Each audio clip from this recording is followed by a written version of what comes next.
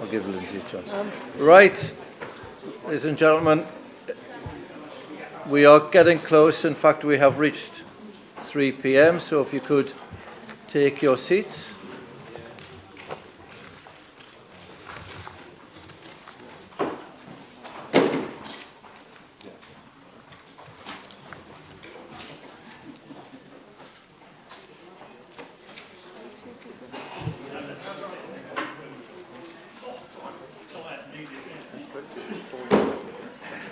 Right, are we all seated?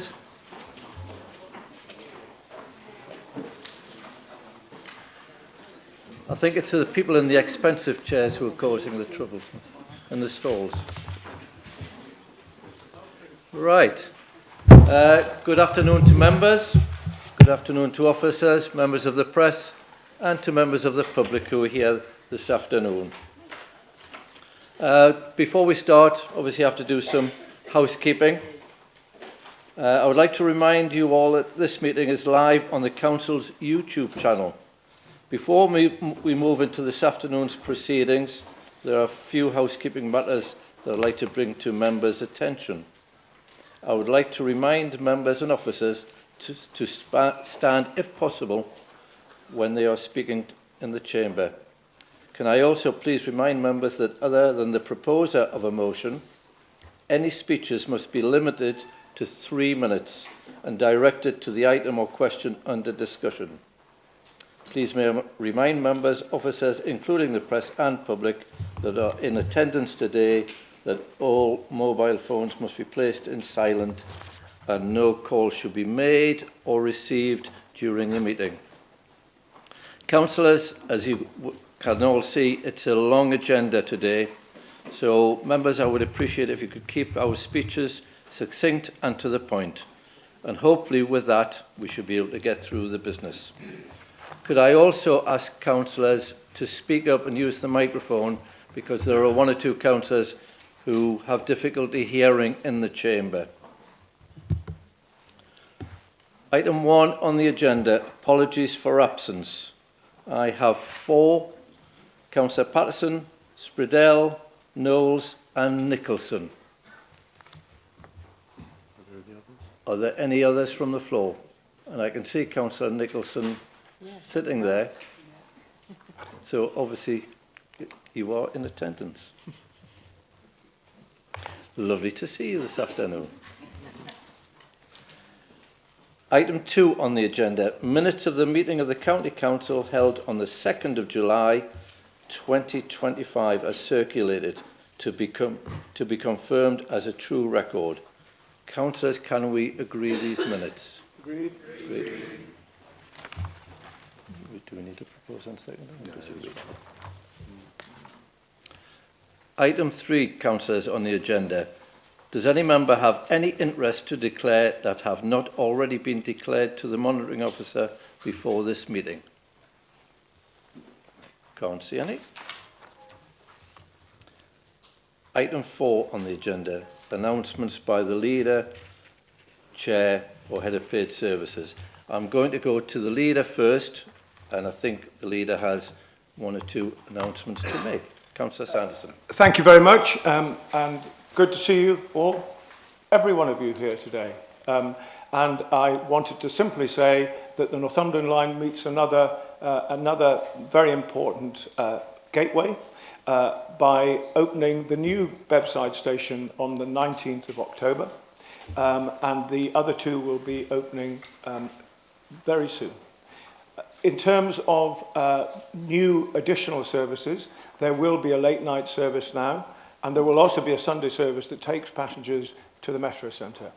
So I know you'll all share in my enthusiasm about the Northumberland line. The feedback we're getting is fantastic. And secondly, QTS Blackstone, the deliverers of the new data centre campus, will be carrying out a day of new beginnings for that site in early October. Some of you have been invited to that, I think the local members, and look forward to seeing them and meeting up with them again. Thank you. Thank you, Councillor Sanderson. My announcements. In August, we commemorated the 80th anniversary of VJ Day at County Hall. We had about 70 visitors, guests, VIPs, including the Lord Lieutenant. It was a pleasure for me and an honour to give thanks to what is sometimes called the Forgotten Army and the many that served and those who made the ultimate sacrifice. It was a very moving service, and I think everybody who was there would agree with that. Another special event was the Beaumont Trophy and Curlew Cup, which is held every year at Stamfordham. It's a cycle race, which was also held in August. The Northumberland County Council go a long way to promoting this, and it is one of the longest running cycle races in the country, and it first started in 1952. And it's a wonderful day. It brings, I think it was about 150 professional cyclists and their teams took part. And past winners include Sir Bradley Wiggins. So some famous people have taken part in the race. And one coming up, which again Northumberland County Council is very heavily involved in, is the Kielder Marathon. I'm delighted I'll be attending the Kielder Marathon this weekend on the 4th and 5th of October. It's known as Britain's most beautiful marathon, and it is obviously a lovely course, and it's celebrating its 15th anniversary. And it welcomes people from all over the country and runners. So please do come along and cheer anybody that you know who's running, and there's still time to apply to run.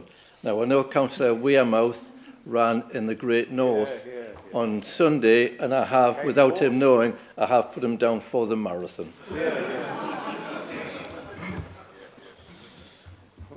On behalf of the Council, I would like to pay my respects to Her Royal Highness, the Duchess of Kent, who sadly passed away on the 9th of September at the age of 92. It is also my sad duty to announce the death of former County Councillor Jim Smith, who sadly passed away in July. Jim represented Berwick East from 2005 to 2017 and served as Chairman of the Council as well as Civic Head of Northumberland. Jim was a former head teacher and Mayor of Berwick. I didn't really know Jim very well, but I know Councillor Hunter is an old friend, and as Chair's discretion, I've asked Councillor Hunter to say a few words. Councillor Hunter. Thank you, Chair. Yes, Jim was a long-lost friend for me for many years and a colleague at Berwick Borough Council.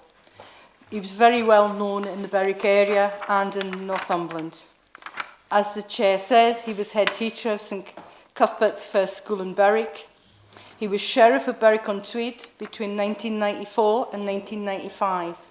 He was first elected to Berwick Borough Council in 1999 to represent Seaton Ward.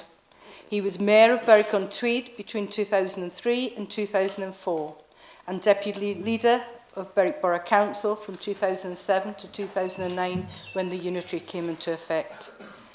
He was first elected in 2005, and during his time as the Liberal Democrats were in administration, he was a portfolio holder as well as chairman of this council. When he retired from political life in 2017, he continued his voluntary work and playing with his band Heads on the Block. And it's sad to say, and I hope people will take 1 minute's silence to remember Jim. Thank you for that, Councillor Hunter. I would now like to invite members to join me in standing, if you can, to observe a minute's silence in memory of Her Royal Highness, the Duchess of Kent, and remember Councillor Jim Smith's life and his services to local government.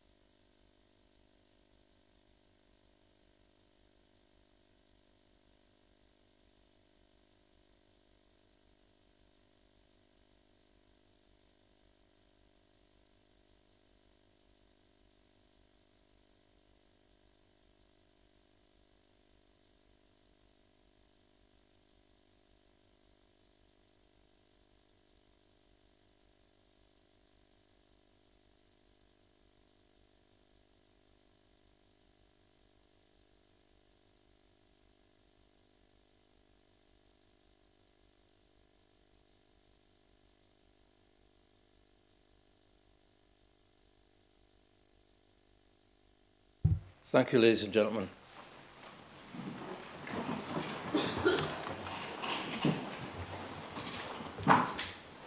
Agenda item number 5. We have received one question from the public, and I would like to ask Mr. R. Forsyth to give his question to the leader. Mr. Forsyth.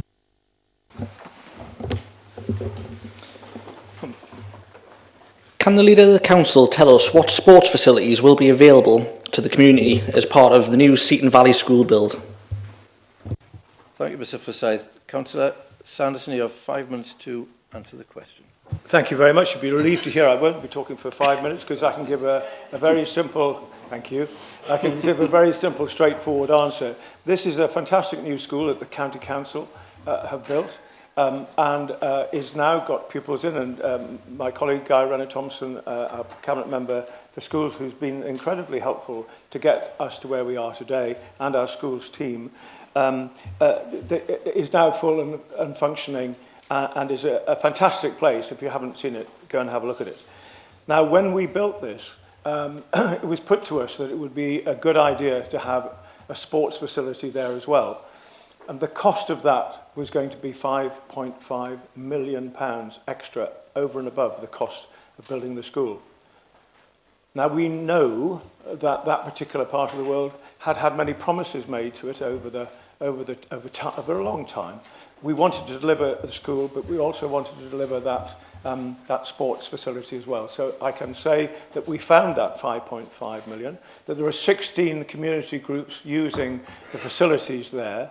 And the idea is that within the next 3 or 4 months, those opportunities for sport and leisure will be expanded even more. So it is being very well used, and I'm absolutely delighted that it is.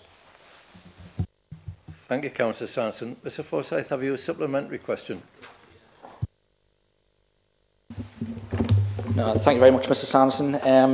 I was wondering if you can tell me now, so Holywell First School, which is a feeder school in the Seaton Valley Federation, will that get a catering kitchen, as it's never had one, but it wants one? Again, Councillor Sanderson, you have 2 minutes to answer the supplementary. Thank you very much. Yes, it is a feeder school, a very fine school it is as well. And it is true that there is not an in-house catering facility in the school. I can tell you, however, that we have set aside finance to produce and present and to build that over the next 12 months, maybe sooner than 12 months, but it is in our spending plan, it's within our budget, and I can say that Councillor Chicken is leading on this one with the vehemence that I would expect, and we will definitely see that work begin in 12 months or even less potentially. Thank you. Thank you, Councillor Sanderson. We now move on to item 6 on the agenda, which is questions from members. We have 7 questions, members. We have 20 minutes allocated for this session. So hopefully, if we can ask the questions quickly and that the answers aren't too long, we should get through them. It is down to Chair's discretion. So if we're close to the end with still a question to go, I will carry on. The first question is from Councillor Oakley to Councillor Mather. Thank you, Chair. In recent weeks, Pegswood Ward, like many others, has seen work carried out that falls well below acceptable standards. Pothole repairs have in some cases effectively become speed humps. It's not just inconvenient, it's unacceptable and raises real concerns about quality control supervision and sign-off processes for contracted work. Residents, rightly so, deserve better. Can the Cabinet Member tell us what improvements he intends to make to ensure that private contractors working on behalf of the County Council are properly managed and held to account, and what immediate steps will be taken to ensure that all work commissioned by this Council is completed to a professional standard and subject to proper checks before being approved? Thank you. Thank you, Councillor Oakley. Councillor Mather, and once again you have 5 minutes to answer. Councillor Mather. Thank you, Councillor, for your question. The works in questions are actionable defects which were identified by NCC staff during their scheduled highway inspections in the area. They actioned make safe repairs to the defects to ensure that the safety of the road user pending more permanent structural patch and repair techniques being programmed. These more permanent repairs could not be undertaken within the necessary timeframes. The road works were undertaken by an external contractor. The Council has a robust contractual agreement in place for the use of external contractors to undertake highway maintenance activity. The Council undertakes targeted spot checks on inspections and to inspect the quality of workmanship undertaken by external contractors, and at my request as Cabinet Member is increasing the number of these checks undertaken. Thank you, Councillor Mather. Councillor Oakley, have you a supplementary? You have 1 minute to ask your supplementary. Would the Cabinet Member agree that having to go back to remedy all of the works that's been carried out isn't good value for money and costs the Council even more? Thank you. Councillor Mather, and once again you have 2 minutes to answer the question. Thank you, Councillor. If you have time, I would go and have a look at the videos of the scrutiny work that was done last year whilst I was Vice Chair. We really dug down into pothole and road maintenance, and although to have a full structural patch team on standby to respond in the timeframes that we are given, it is not value for money.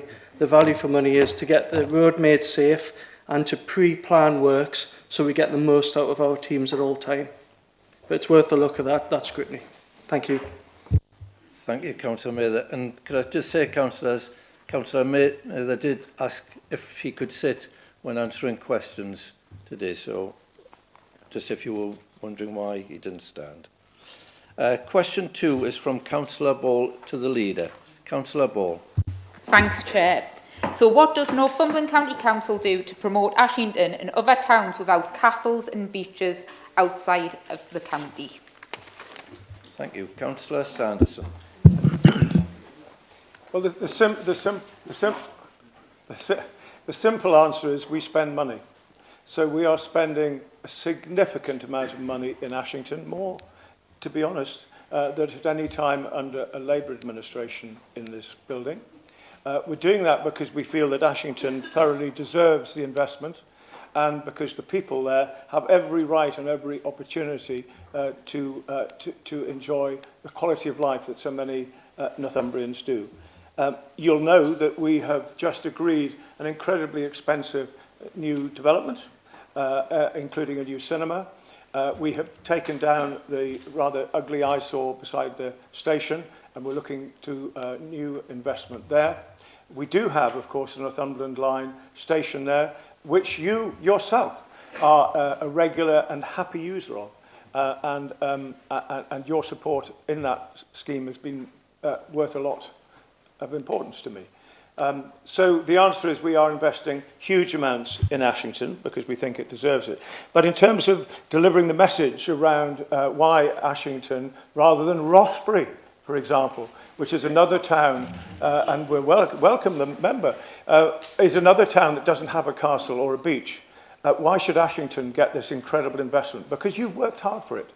You've worked hard for it in Ashington. You've been a very assiduous councillor. Who knows? You might even apply to be the deputy leader of the Labour Party. I think there's a vacancy at the moment, and I wish you well with that one. But the bottom line is we are using tourist information.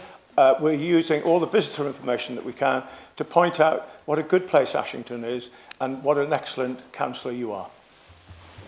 Thank you, Councillor Sanderson. Councillor Ball, have you a supplementary? Well, I'm not quite sure that me being a good councillor is going to bring in the tourists in Ashington.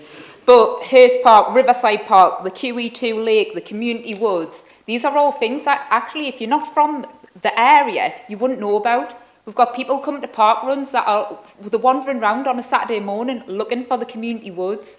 This was an area where a lot of money was spent, a lot of investment, and people can't find them. The Jack Charlton statue in Hurst Park, people are travelling from Ireland to come and visit it and can't find it. So can I have some kind of commitment that not just Ashington, but Rothbury and some of the other places, Holywell Dean, some of these places are pointed out, and actually spend some of that money on telling people how bloody good these places are and bring people into Northumberland? Thank you. Yeah. Thank you, Councillor Yes. Ball. And Yeah. Councillor Sanderson, you do have 2 minutes to Sorry. answer. Yes, thank you. Yes, we do that. We have a visitor's guide now. Have you seen that? And if you haven't seen that, can we make sure, please, that Councillor Ball gets a copy of that online? Because we are pushing Ashington very much in there. And the features, well, at least, for example, Woodhorn, again, where we've just found a huge amount of money to invest in Woodhorn. So the intent is there, the money is forthcoming, the desire is there to help any village or town that doesn't have a castle or a coast, that works hard, like you have done, will always get the attention of this administration. Thank you, Councillor Sanderson. And Councillor Ball, I've never heard you swear before, so that's why it was such a shock for you to say that word.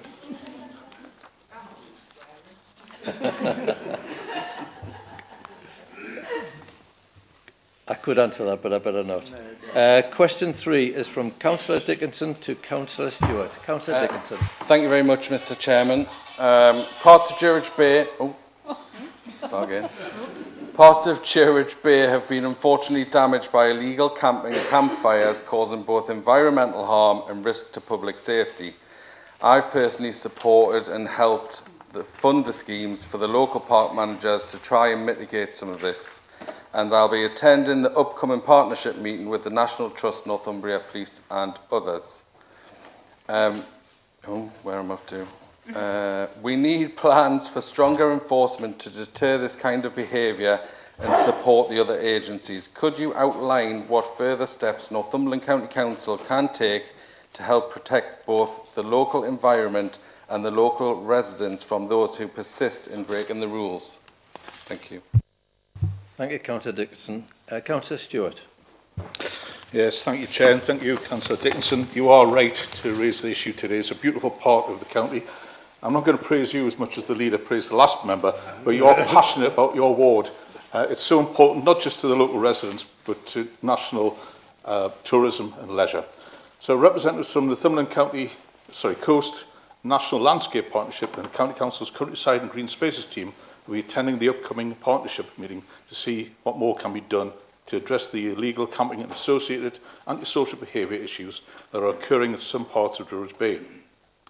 As the damage and antisocial behaviour affects numerous landowners and managers and draws on the resources of several organisations, a partnership approach to tackling these issues is crucial. The further steps that are under consideration include a review of existing physical measures. This could entail improvements in target hardening and changes to land management practices to prevent or deter illicit access. A public space protection order could also be considered as an alternative to existing bylaws, offering the potential for updated regulation with clearer enforcement processes. Communication is also an area of activity that could be further strengthened, building upon the success of the Love It Like It Yours visit campaign run by the County Council with partners. With clear messages that damage to the area is unacceptable and the enforcement action will be taken, the Council is committed to working with partners to address these issues so that the beautiful and environmentally important area is protected. Thank you, Councillor Stewart. Councillor Dickinson, do you have a supplementary? I do, Mr. Chairman, and I must thank the Cabinet member for keeping me in the loop during the fire with information from the fire service, so I appreciate that. Can the Council confirm, or can Councillor Stewart confirm, that resources will be provided to the park management team to support the wider effort of the National Trust, Northumbria Police, the Parish Council, myself, who've given a lot of money from local small schemes money to try and ensure that people can use it and local people can enjoy it without it being damaged? Thanks, Councillor Dickinson. Councillor Stewart. I was mixed up there, Chair. This administration is committed to providing first-class facilities for our residents and visitors wherever they are. So what we've just mentioned there will be considered in due course. Thank you, Councillor Stewart. Nice short answer, which we love that. Question 4, Councillor Swinburne to Councillor Wearmouth. Thank you, Chair. Our administration has repeatedly made the case for improvements to Moor Farm and Seatonburn roundabouts. Can you give an update on any progress with the government? Councillor Wearmouth. Thank you, Chair. Thank you, Councillor Swinburne. You are correct. We've been campaigning on this subject for over a decade now, working with the last government. We got the project these projects on the list of priorities for transport for the North. We required them to be included in the devolution deal, something that Glenn championed right the way through the negotiations with the last government. Campaigning with the then MP Ian Levy, who I'm pleased to see in the gallery today, got the projects added into RIS 3 to enable the recent studies that have been completed by National Highways to come about. You'll recall that National Highways now say that the business case for improvements on those roundabouts is poor, and effectively it's now a political decision for the government. The leader has written to the relevant minister pushing for a positive decision from the government. In her reply, the minister notes that National Highways need to consider affordability further. We presume that this basically means a review of the business case in the light of the recent changes to the Green Book and the Green Book review that the government's undertaken. We will engage fully with this, and we'll be pushing for works at both roundabouts. We'll also be requesting a timeline from National Highways for the work so that your residents can know how much longer they've got to be tortured by those two junctions right on their doorstep. Thank you very much. Thank you, Councillor Wearmouth. Councillor Swinburne, have you a supplementary? Thank you, Councillor Wearmouth. So, can I ask, if people are publicly stating that Northumberland County Council are not supporting improvements to these roundabouts, would you say that statements like that are correct or not correct? Councillor Wearmouth. Very easy to answer. Those people would be incorrect and should know better. Thank you for that. Question 5 is from Councillor Castle to Councillor Renner-Thompson. Councillor Castle. Thank you, Chair. I hope I can read this without my glasses. Every year, the 135-year-old Glendale Agricultural Society hosts about 1,700 children at the highly successful Children's Countryside Day.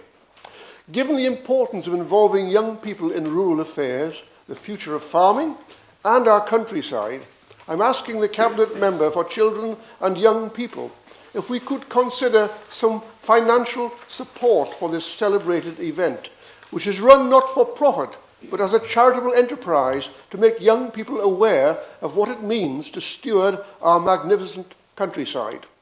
Northumberland is geographically the largest county covered by any unity authority and the least densely populated. The Glendale Agricultural Society requires not just our approval, but some financial support. Thank you. Thank you, Councillor Castle. Councillor Renner-Thompson. Thank you, Councillor Castle. It's an excellent question, and you, like many of the councillors in our part of the world, have no doubt been contacted by the Society on this issue. This year just gone was the 19th anniversary of the Children's Countryside Day. They've seen 31,000 children go to that event, which essentially educates children from not just Northumberland, but across the North East, what it's like to live in the countryside, food, farming, and other rural industries. I manned a stand there 10 years ago when I worked for Simpson's Malt in Berwick, and we used to tell the children how you turn barley into Maltesers, because we couldn't tell them how to make whiskey. And to see the look on some of their little faces, because it might seem mad to some of you in this room, but some of the children that came to this event had never seen a cow before, they'd never seen a sheep before, they'd never seen a tractor before, so it was huge for them. So this year just gone, we've given the Society £5,700 towards the day, and that will be in the press shortly. We've planned to do it for a while, but the Children's Day is at the same time as the local elections, and things got caught up. But we can now say with certainty that for the next 3 years, or until the next set of local elections, we're going to give them £10,000 a year, every year, towards the Countryside Day to come out of our strategic events fund. Thank you, Councillor Thompson. Councillor Castle, have you a supplementary? Yes, since actually asking this question, I read about DEFRA withdrawing funding support for young farmers' clubs. I asked, this has been reported Is this confirmed? And if so, what can you say about it? Thank you. Councillor Rannert-Thompson. Thank you again. So this was raised by the Shadow Farming Minister, Robbie Moore, who many of you will know was a councillor in this very chamber. For ANIC, it's reported that DEFRA are pulling the funding for young farmers' clubs. As if this government's reputation within the farming community couldn't get any worse, here we are on Back British Farming Day, of all days, hearing this. There are 10 young farmers' clubs in Northumberland with 500 members. It might not seem a lot, but remember, there aren't that many farmers out there, so 500 members is pretty much everyone. It's how my parents met. I wouldn't be here if it wasn't for young farmers' clubs. So, while this government is clearly not supporting British farming, this council is. And later on in the year, we have a rural economic forum that we're setting up, where different stakeholders from the farming industry and the countryside will come into this council, and we will discuss what further support we can give. We also give support through the combined authority, through ramp funding and other areas of funding. But we're very keen for people to know about the support this council gives to the rural areas. It's not a statutory thing that we have to do, but it's something we do because we feel it's right. Thank you, Councillor Rannert-Thompson. Right on the 2 minutes. Question 6 is from Councillor Hill to Councillor Stewart. Thank you, Chair. Hope you can hear me all right. I'm slightly choked with the cold. I don't know what's more surprising, that the Labour group have put questions in for this meeting, or that Reform haven't. But anyway, back to my question. There are perceptions and concerns across the country around political policing, inconsistent policing, and attacks on the hard-fought-for and fundamental right to freedom of speech. Have you had any communication, assurances, otherwise, from Northumbria Police on this subject? Thank you, Councillor Hill. Councillor Stewart. Thank you, Chair, and thank you, Councillor Hill. A very thought-provoking question you posed me there. When I first saw it, a quote came to mind. And that was, "Everyone is equal, but some are more equal than others." And I hope this doesn't apply to the Northumberland area, because one of our key priorities is tackling inequalities in any way, shape and form. And that's got cross-party support, and the public actually support that priority for us. So I'm pleased to say that I do meet the Police and Crime Commissioner on a regular basis. We often have discussions, not always reported in the press. I've had no specific communication on the issues that you raised, Councillor Hill. I'm sure members would agree the police are one of the most valued and trusted partners. Beyond that, I would say these matters are best addressed to the Police and Crime Commissioner or the Chief Constable. Thank you, Councillor Stewart. Councillor Hill, do you have a supplementary? Yes, thank you for your recognition of the seriousness of the issue. And when you have, for example, a resident who said to me, I was going to ask this question, saying they're scared to put things on social media. This is a moderate, law-abiding resident says, I'm scared to put things on social media in case it's misconstrued. And I mean, it's just so unacceptable. It's 1984 that people are thinking this. And therefore, and I believe Newcastle Council had the pleasure of the Police and Crime Commissioner and the Chief Constable attend their meeting. So can we extend an invitation to them to come and address councillors in this authority about this important issue and other areas? Because you did rightly refer to, well, you said the police are trusted partners, but frankly, if you speak to most members of the public, they say they don't have any confidence in the police. But can we extend an invitation to them to come and speak to us? Thank you, Councillor Hill. Councillor Stewart. Yes, thank you for that, Councillor Hill. It's something which has been, I have recently watched the video of the proceedings at Newcastle City Council for that visit there, and I think that's something we could discuss with the Chair of the Council. Thank you, Councillor Stewart. Final question, question 7 from Councillor Taylor to the Leader. Councillor Taylor. Thank you, Chair. With numerous flags being raised across towns in Northumberland, what is NCC's stance on leaving or removing them because they're causing a divide with my residents? Councillor Sanderson. Thank you very much. This is this is an important question. The County Council fly the Union Jack every day. Union flag. And it was, sorry? Union flag. What did I say? I'm so sorry. Union Jack. So for that reason, we demonstrate our pride in our country. Not long ago, on VJ Day, we flew the flag again and commemorated and recognised all those people that had been put to such unimaginable hurt during that particular part of the conflict, as have others across the world in other conflicts. And the reason that people gave up their lives and went through that kind of treatment was because they have pride in their country and they have pride in freedom, and they want to ensure that we will always have the right to say what we want to say and have respect for others. Now, there is another reason at the moment why the flying of flags might not necessarily be exactly as we might like. But I think it's important to recognise that there will always be the ability for people to state their opinion, to state their belief, and to underline their love of the country.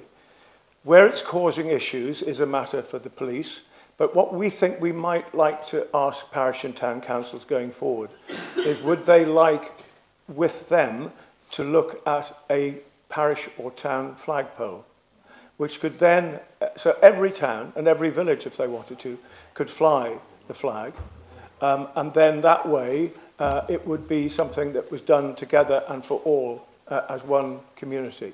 So that is what we are going to suggest in the forthcoming parish and town council liaison meetings that we've got lined up. I hope that answers the question, but please come back if it doesn't. Thank you, Councillor Sanderson. Councillor Taylor, do you have a supplementary? I do, thank you. Within Bedlington, we have a flagpole, and we are very proud to fly the Union flag in there. We are. I'm a veteran, so it has a very special place in my heart and within a lot of veterans and members of the public that live in Bedlington. What we're seeing at the minute is on every single lamppost, we have got a flag. Now, not everybody needs to see a flag on every lamppost, but I totally get the sentiment behind them and why they're being raised. But for Bedlington, I would like to see our flag on our flagpole, as you've suggested, in the middle of our town where we've got the Union flag and people could go there. Thank you. Thank you, Councillor Taylor. Councillor Sanderson, and you have 2 minutes to answer this. Yeah, no, I think that suggestion is one that's certainly worth following, and it could blend everybody's feelings and emotions together in that common view that we owe a huge amount to people who put their lives out for us, for the freedom and for the freedom of speech that we enjoy today. Let's work together. Let's understand and respect each other's views. In terms of the operational side of flags being on county council flag street lights and so on, we will, where it causes an issue, we will have to take them down because we can't obviously have any obstruction caused.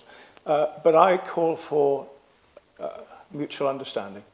That's what I would like to see, and I think very much we'll get there with everybody trying their best. Well said. Thank you, Councillor Sanderson. Well, thank you, councillors. We got through the 7 questions in just over the 20 minutes, so thank you for your help and support in that. We now move on to item 7 on the agenda, which is the Leader's Report of Corporate Performance. I would like to invite the Leader to present this report.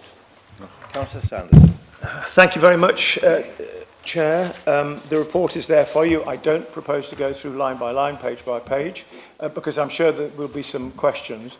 I would simply like to reflect on our 3 priorities, which is to provide value for money, so people in Northumberland pay their council tax, but they get a huge amount of other things as well as part of that. New schools, new leisure centres, new car parks, new railway line, and so on.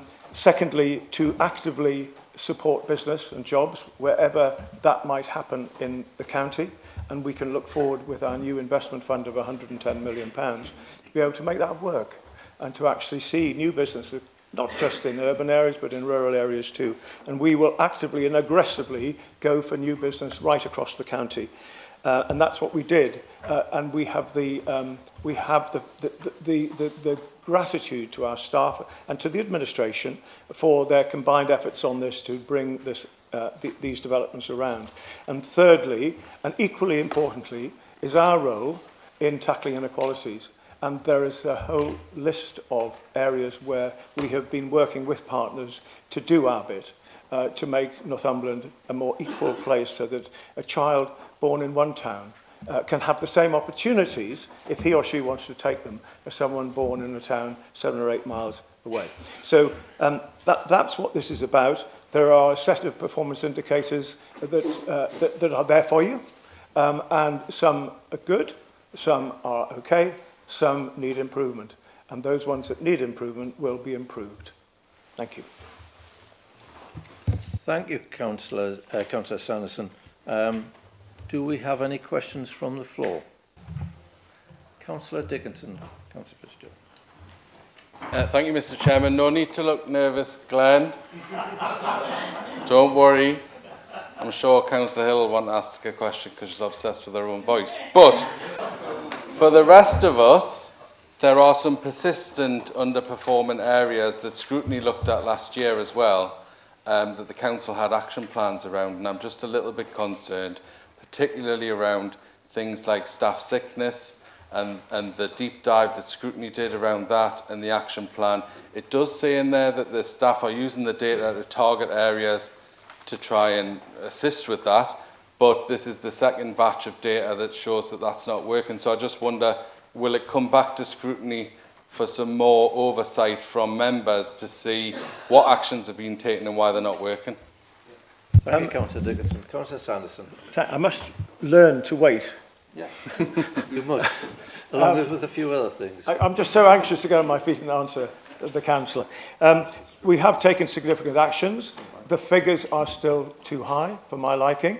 There are a number of reasons around those, and I think we always need to be a bit careful that we recognise that whilst it may seem that there could be people throwing a sickie here and there, or after another Newcastle United success, or potentially a Sunderland failure, we know that might be a reason, but that's not necessarily the whole reason. The reason is that many of our staff, sadly, go through serious illness, very serious illness, and I therefore ask that we do consider that when we look at these figures, and remember that although their time off it may take a number of days, weeks, or even months, it's not for their wish to be doing that. That's where they are.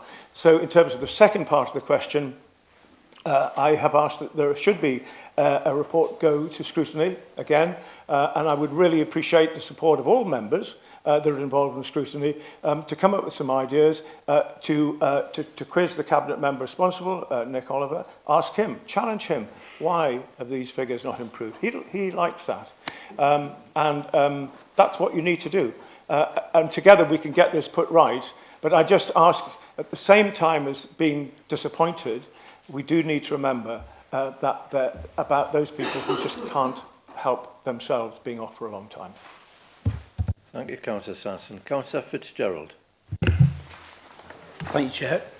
This is for the leader. You mentioned about trying to attract employers into the area, big employers. I'm from logistics, that's my background, logistics, distribution, transport. You may not be able to answer it at this moment in time, but maybe part of the question you might be able to. Is the A1, dualling thereof, has been on the cards for decades, and now it's been pushed back again. Unless the A1 is dualled all the way into the north of our county, we will not be able to attract those large distribution companies. I've seen it happen in Great Yarmouth, in Norfolk, when the Outer Harbour was slow in coming forward, and also the dualling of the A12. That harbour is now struggling to make ends meet because they just didn't attract the right companies back in on time. Julie, how much are you doing to lobby main parliament on getting the A1 dualled all the way. Thank you, Councillor Shaw. Councillor Sanderson. Well, how much am I doing personally? I can tell you, and it puts my age into context, that I first started campaigning for the A1 when Malcolm Rifkind was the roads minister. And I went to see him, and that's 30 years ago. And made the case then, as many have done before me and since, that it's not just about the fact that this is the main spine between two countries, and one country has got a proper A1 and this country doesn't. It's not just that. It's not just the safety issue, and we all probably know of someone who's been hurt or injured on the A1, on the single carriageway part of it, but it's about the conflict that we see of opinion with what we say and think and what the government say or think around growth. Because you're absolutely right. Growth depends on having the right links. It depends on having safe links and convenient to use links.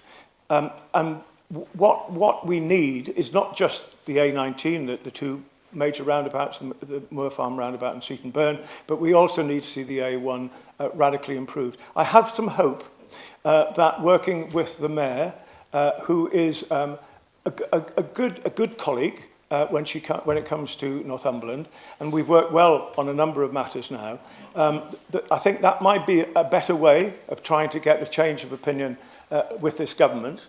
I have written to the Secretary of State. I haven't had a reply. It may be, of course, that she is no longer the Secretary of State. I don't know. Maybe she's standing for Deputy Chair. I don't know. Don't look at me like that, I promise. It's just a joke. Just a joke. But it's a serious point that we don't have the same level of understanding and commitment, I think, that we all have, all of us in this room have, than there is in national government. And we are very concerned that the message is not being heard, and I hope that Kim McGuinness will help us. Thank you, Councillor Sanderson. Councillor Hunter. Thank you, Chair. Two questions, Leader. On the play zones that we have been working through, hopefully this will be a continued item, because for the new councillors, play zones are put into areas where there's deprivation, and we were working on one in the Berwick area before the election, so hopefully that will continue. And on the affordable housing, I presume that we're going to continue to work with Advanced Northumberland to provide as much affordable housing as we can in Northumberland. Thank you, Councillor Hunter. Councillor Sanderson. Yes, on play zones, and there is actually a new play zone just opening in Choppington, I believe, and I've invited myself, if that's okay, along with Councillor Riddle. Yes, I know he's there. I've been watching him. He scares me to death. I'm hoping to come and see that and see what else is happening in Cleeswell Park. Cleeswell Hill, sorry. Cleeswell Hill Park. So, yes, very important, and they're working well, and I think there's one up and running in Alnwick, which I think is very popular as well, and Prudhoe. So, yes, I completely agree. They're really important and something that we are committed to deliver. In terms of the second question, sorry? Sorry, no, it's not. Yeah. In terms of the second question, I think we're very much on the same page. Yeah. Thank you, Councillor Sanderson. Councillor Swinbank. Thank you, Chair. Just an observation, really. I'm pleased to see that there's a comprehensive list of KPIs and a comprehensive report about those KPIs. Within that report, there are inconsistencies within that report. And it's just to point out, really, that when we're putting information out into the public, we need to make sure that it is consistent, because on some of those KPIs are a bit confusing. In some parts of the report, it says it's good if they're going down. In other parts, it says they're good if they're coming up. I think we just need to be a bit clearer with our messaging. But I'm pleased to see that they are there. I see that we're doing very well on some, and we have work to do on others. I'll be pleased to see that work continue in the next year. Thank you. Thank you, Councillor Swinbank. Councillor Sanderson. Yes, I completely agree. And to that end, we're changing the way we do things. We are consulting on the new corporate plan and budget. As part of that, we are also looking at the service plans for each section of the council that deliver the services that we do. And with each service plan will come a new set of performance indicators that are more tailored to test us on the success or otherwise of delivering what we want to deliver. So we have Jill Davidson here, who's working on this with me. She is at the moment preparing the service plans, preparing the performance indicators, and it will be part of our corporate plan. So, I have to say on performance indicators, I never think they're a particularly good guide. I think it depends on who sets the performance indicator, who sets what's good and what's bad, I want to be a little bit more open with that, and I would want scrutiny to be ruthless in looking at these new set of performance indicators, as I know the Cabinet members will, and that way we will be very much more held to account, which is what I would like to see. Thank you, Councillor Sanderson. I can't see any more hands up, so I take it nobody has any other questions. So we'll move on to the next item. Sorry, Councillor Hugh. Beg your pardon. I was so engrossed in writing a few notes. Are we on to now asking any questions? Yes. Yeah, okay. My apologies. Just to outline, there wasn't any questions from Reform because we've been so busy clearing up things that have been in the backlog for so long, left by other people. So my question is about the toilets in Amble, which is a hugely important issue for the people in Amble. I've been told that there has been a cabinet meeting and it has been addressed, but I was told when I made a member's inquiry that it was going to be 6 or 7 weeks before work would start. And then I've been talking with a colleague who said that it was imminent. Can we have a start date for this?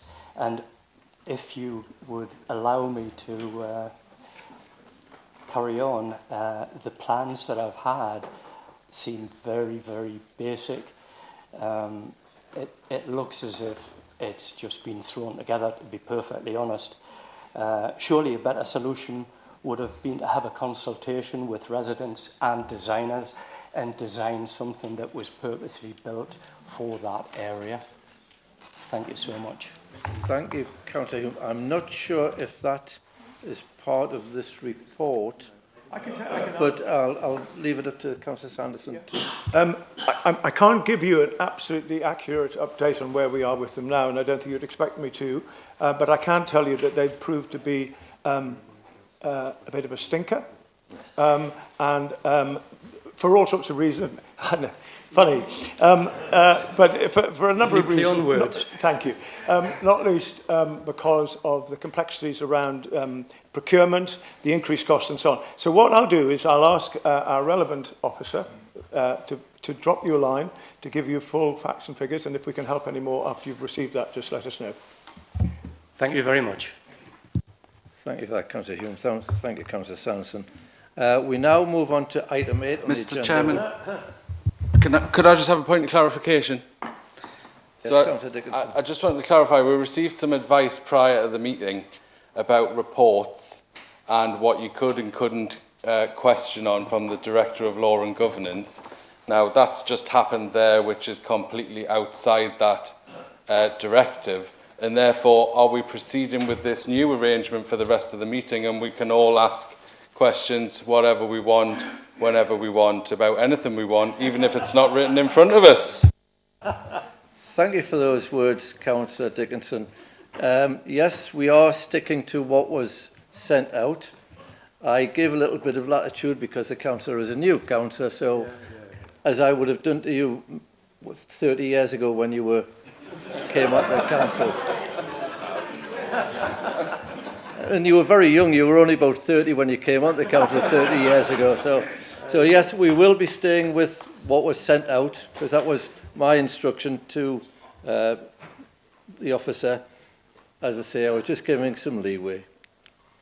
If that's okay with you, Councillor Dickinson. Thank you. Can we move on to item 8 on the agenda now? Yeah. Right, we move on to item 8 on the agenda, which is the annual portfolio report for the Cabinet Member for Housing and Planning. As Councillor Dickinson has just brought up, members, I would refer you to the notice circulated by the Director of Law and Corporate Governance before this meeting. I would remind members, if they have any questions of a local concern, then they can raise these with the appropriate officer or members, bearing in mind specific questions may be difficult to answer at this meeting. I would like to ask Councillor Horncastle to present this report. Could I also say that if you are asking questions on this report, Councillor Horncastle quite often has difficulty hearing, so if you can speak up, please. Thank you. Councillor Horncastle. Thank you, Chair. So, housing and planning in my annual report. Before I start, I'd just like to say how proud I am at presenting this report, because these two reports are just so positive about everything. There's nothing bad in this.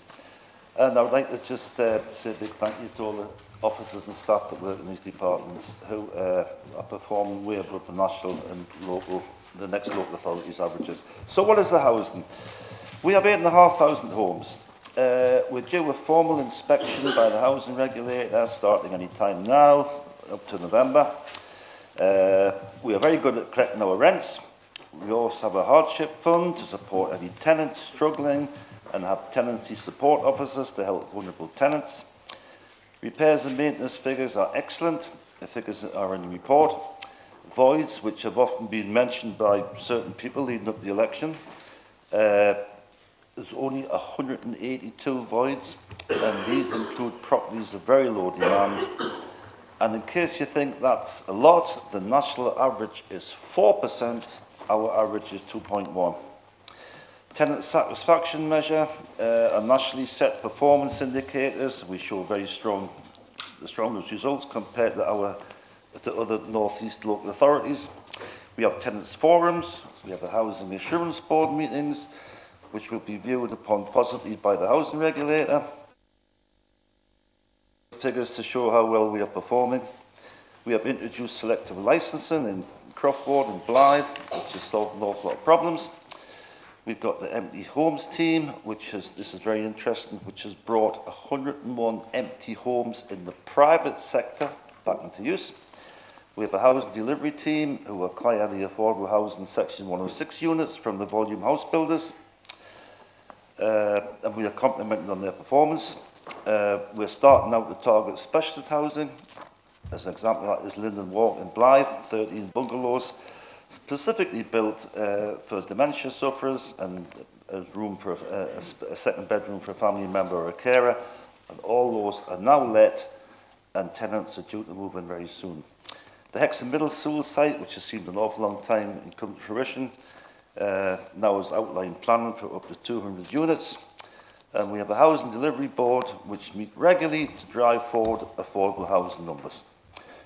Now, Chair, with your agreement, because the questions from housing and planning are going to be totally different, can I take questions on housing now and then go on to planning, or do you want to do the whole thing at once? No, by all means. That's no Okay. problem, Councillor Horncastle. So, yeah, I'll take any questions or comments on housing. On housing, first of all, Councillor Hill. Thank you, Chair. Couple of quick questions. First of all, I know you can't include anything, but it is important. I'd like to see the council taking more positive steps. You're talking about your own repairs, our own repairs, but about making housing associations accountable. I'd like to see more work in that area. And the second thing, and I just really have to emphasise, it's a national problem. So I'm not knocking you or the administration of the offices when I say this, but you're sort of painting quite a sort of rosy picture. But that is not the experience day in, day out of casework. And I've described it before as a housing crisis. Every day, I have people without a home, overcrowded conditions, they can't get houses. I know somebody priority for 7 years on the priority list and haven't been able to get the house they need for their particular requirements. Obviously, I'm not going to go into the specific details. And I just would like to see more commentary recognising the seriousness of the situation. I say it's not your fault. So I'm not saying this to knock you, but I just think when there's a crisis, a recognition of how bad it is for people out there. Well, thank you, Councillor. Councillor on Castle. on that last point, I obviously can't comment on the person that's been on for the last 7 years, but if you want to send me the details of that, I'll look into it, because there must be a reason why this person is in those sort of difficulties. Your first comments I'll take on board, yes.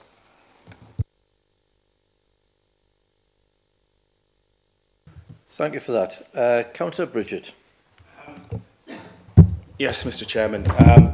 I'm going to raise a local issue in the hope that Councillor Horncastle can deal with it, because I have exhausted every other attempt to elicit responses out of officers regarding it.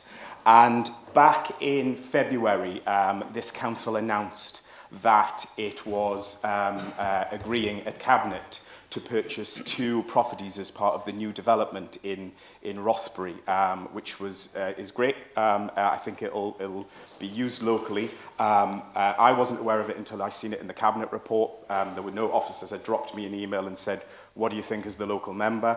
Because had they, I would have raised this issue. And the issue that I have is we have 2 sites in Rothbury that are currently owned by the council. One of those sites, Councillor Riddle will remember well, because he came on a site visit with me back in 2018 before we purchased it. And we have another site where 2 existing properties have been demolished over 3 years ago and are awaiting rebuild. I have attempted on numerous occasions to get responses out of the officers that are specifically dealing with this to try and move these projects forward. We've got over £250,000 in Section 106 allocated to the Rothbury area that could be used. The one project that's of real importance to me is the one that Councillor Riddle visited when he was the Cabinet member at the time, because that is specifically for use of the over 60s. And there are a number of, seeing as we're mentioning it today quite a lot, you ask what can we do to support our farm workers and agricultural workers. Well, those properties would be ideal for agricultural workers coming out of properties that are tied to how they work. And this has been going on 6 or 7 years now. I think we purchased one of the sites 6 years ago, and we demolished another one over 3 years ago. And I've done my best to get responses out of officers. Could we have a question, yeah. Councillor Bridget, please? Can you do something about it, please? Councillor Bridget, it's nice to see you again. Yes, it is. Before Councillor Horncastle comes in, that was sort of not really for the report or this section.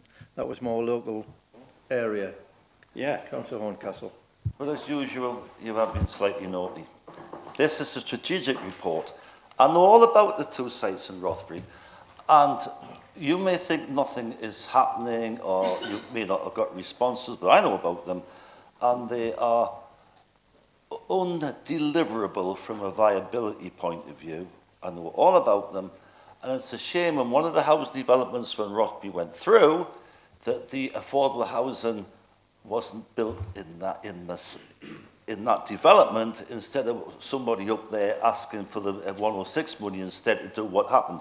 So I'm sorry, I know all about it, but this is a strategic report. If you want, I will ask Simon Nielsen's here. I'll ask him to get a planning officer to send you, so you will definitely get a reply of why these 2 sites are unviable and undeliverable. Yeah. Thank you, Councillor Horncastle.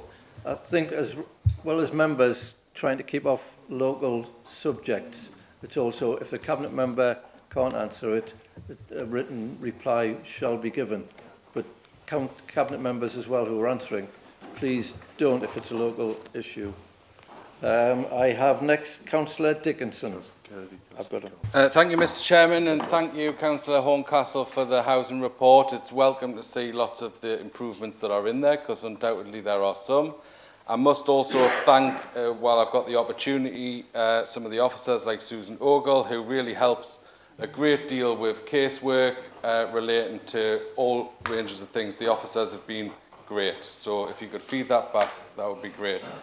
I'm going to, unfortunately, agree a little bit, just a small piece, with Councillor Hill, which really upsets me today.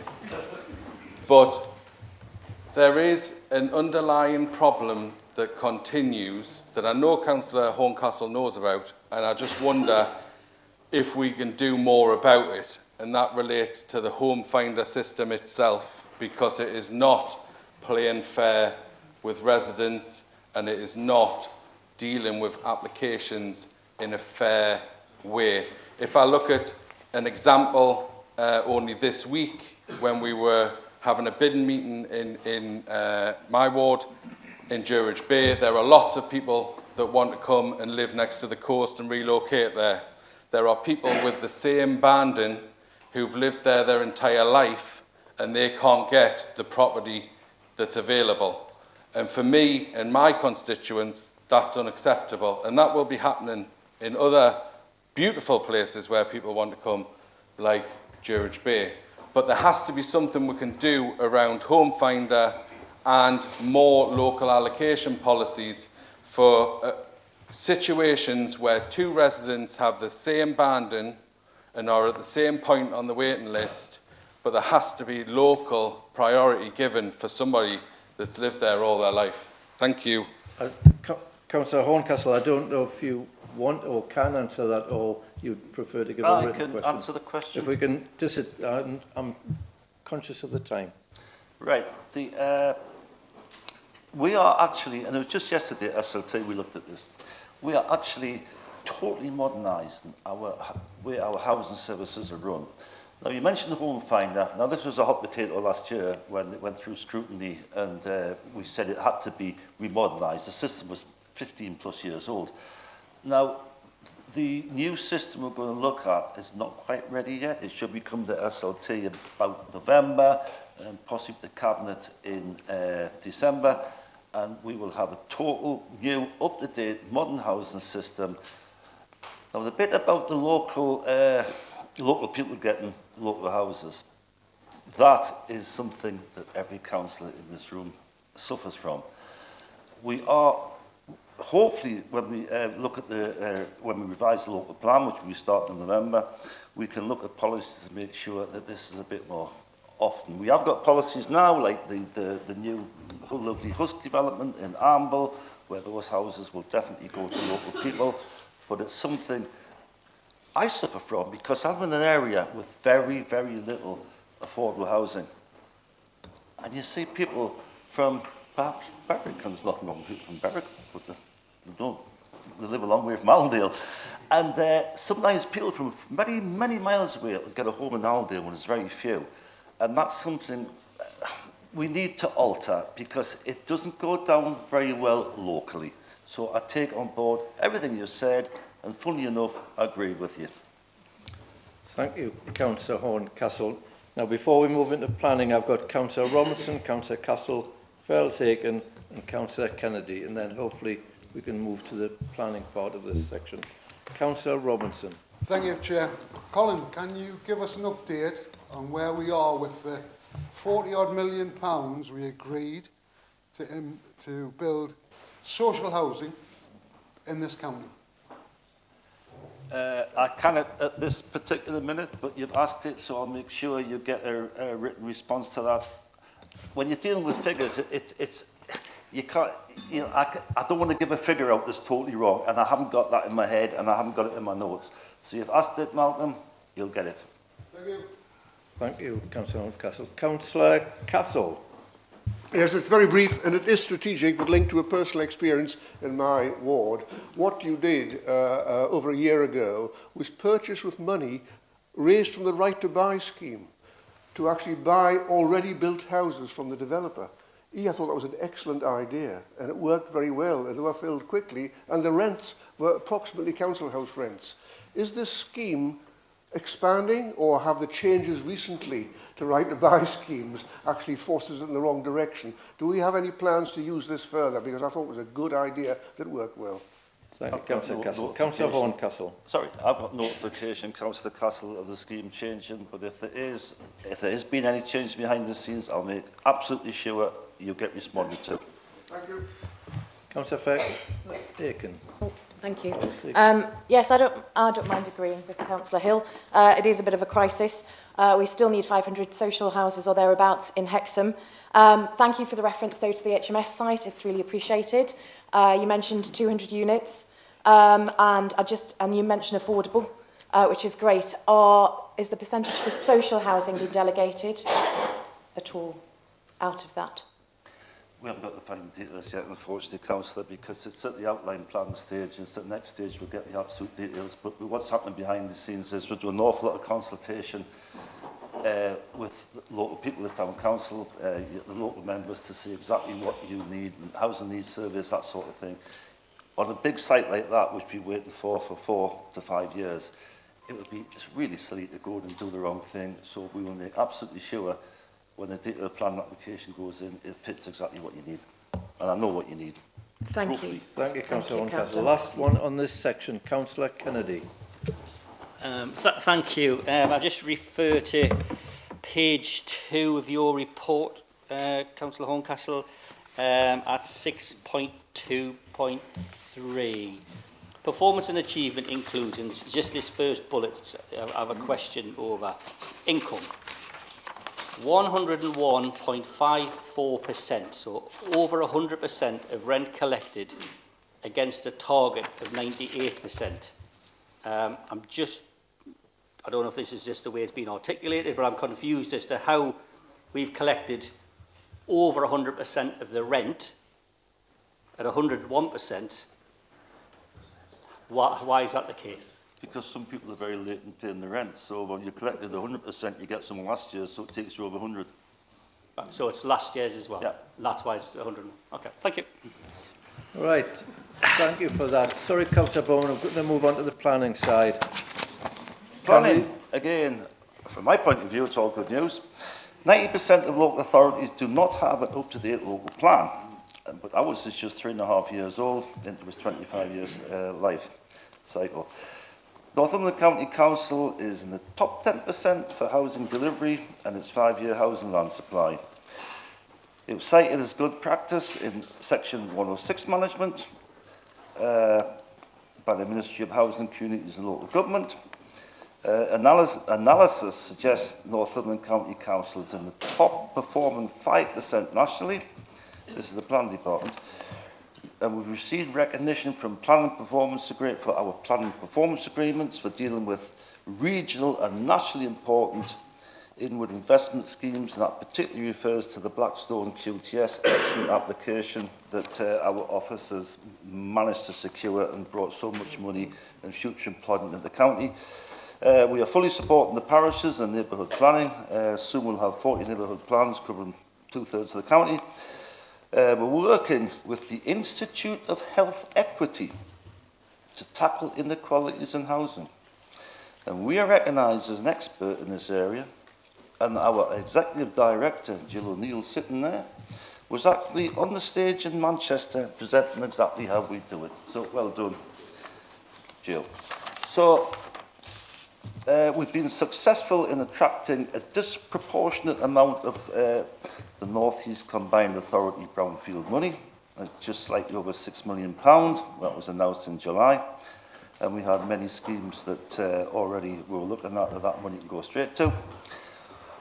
One of the real big things in planning and housing is the Hurst Master Plan. This is a huge estate in Ashton. 3,300 houses has been totally ignored by various authorities for so long. And now we're working with partners to radically improve the living conditions there, the house types. At the minute, you're restricted on the sort of houses you have there. We're looking at 3 and 4 bedroom houses. And we're making it more attractive for people who want to live there and not move away. And we've got the redundant Colston Park school site, which has recently gone through planning, where we can start transferring people around there to get this scheme off the ground. That's a 30-year scheme. It's going to be mega bucks. It's one of the biggest regeneration schemes in the country. So your local authority is involved in one of the biggest regeneration schemes in the country. Affordable housing, 2017 to 2025, 3,302 affordable homes either built or secured for future delivery. And from November onward, we do start the revision of the local plan. So why would revising the local plan? it's only 3.5 years old. Well, the first 5 years, you do not have to look at your local plan unless there's big changes. Well, there has been big changes. We've got a new government, we've got a rail line, we've got massive employment coming, we've got an urgent need for affordable homes in the north and the west, where we just, for various reasons to do with policies and the way land is structured, you know, like Green Belt, AONB, that sort of thing, we haven't been able to get the houses in the rural areas. So we are revising our local plan, and we've got to do that because with the new government's revised housing figures, which has increased our house building by from 550 to 1,650, very soon we will not have a 5-year supply of house building land. So that starts off soon. The usual thing, take quite a lot of years to do, full consultation with the public, full consultation with parish and town councils, input from yourselves, obviously, and we will hopefully use this to do lots of new things. One of the things that one of our cabinet members is very keen on is for, well, it's Councillor Oliver actually. He's very keen on small to medium-sized builders getting involved in house building. Well, they don't get a sniff of the big, massive 500,000, 2,000 developments that people like Belway do. But they are not at all interested in coming out to the rural areas. It doesn't suit their economies of scale.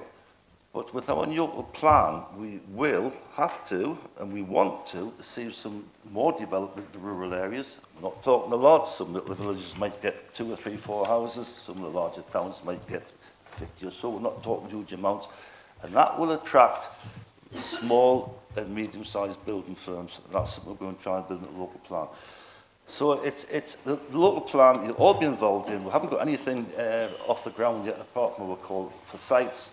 And that's not quite finished yet. I haven't got the list of what they are, but the planners will be going through them soon to look at which sites are sensible and which are not. So that's roughly planning. So again, thank you to all the officers involved. Simon, pass that on because they've done a brilliant job. Thank you, Councillor Horncastle. Before bringing Councillor Dodd, just to remind you again, members, if it's on a local area, please ask a member of staff, officer, or at a later date. Councillor Dodd. Yeah, thank you.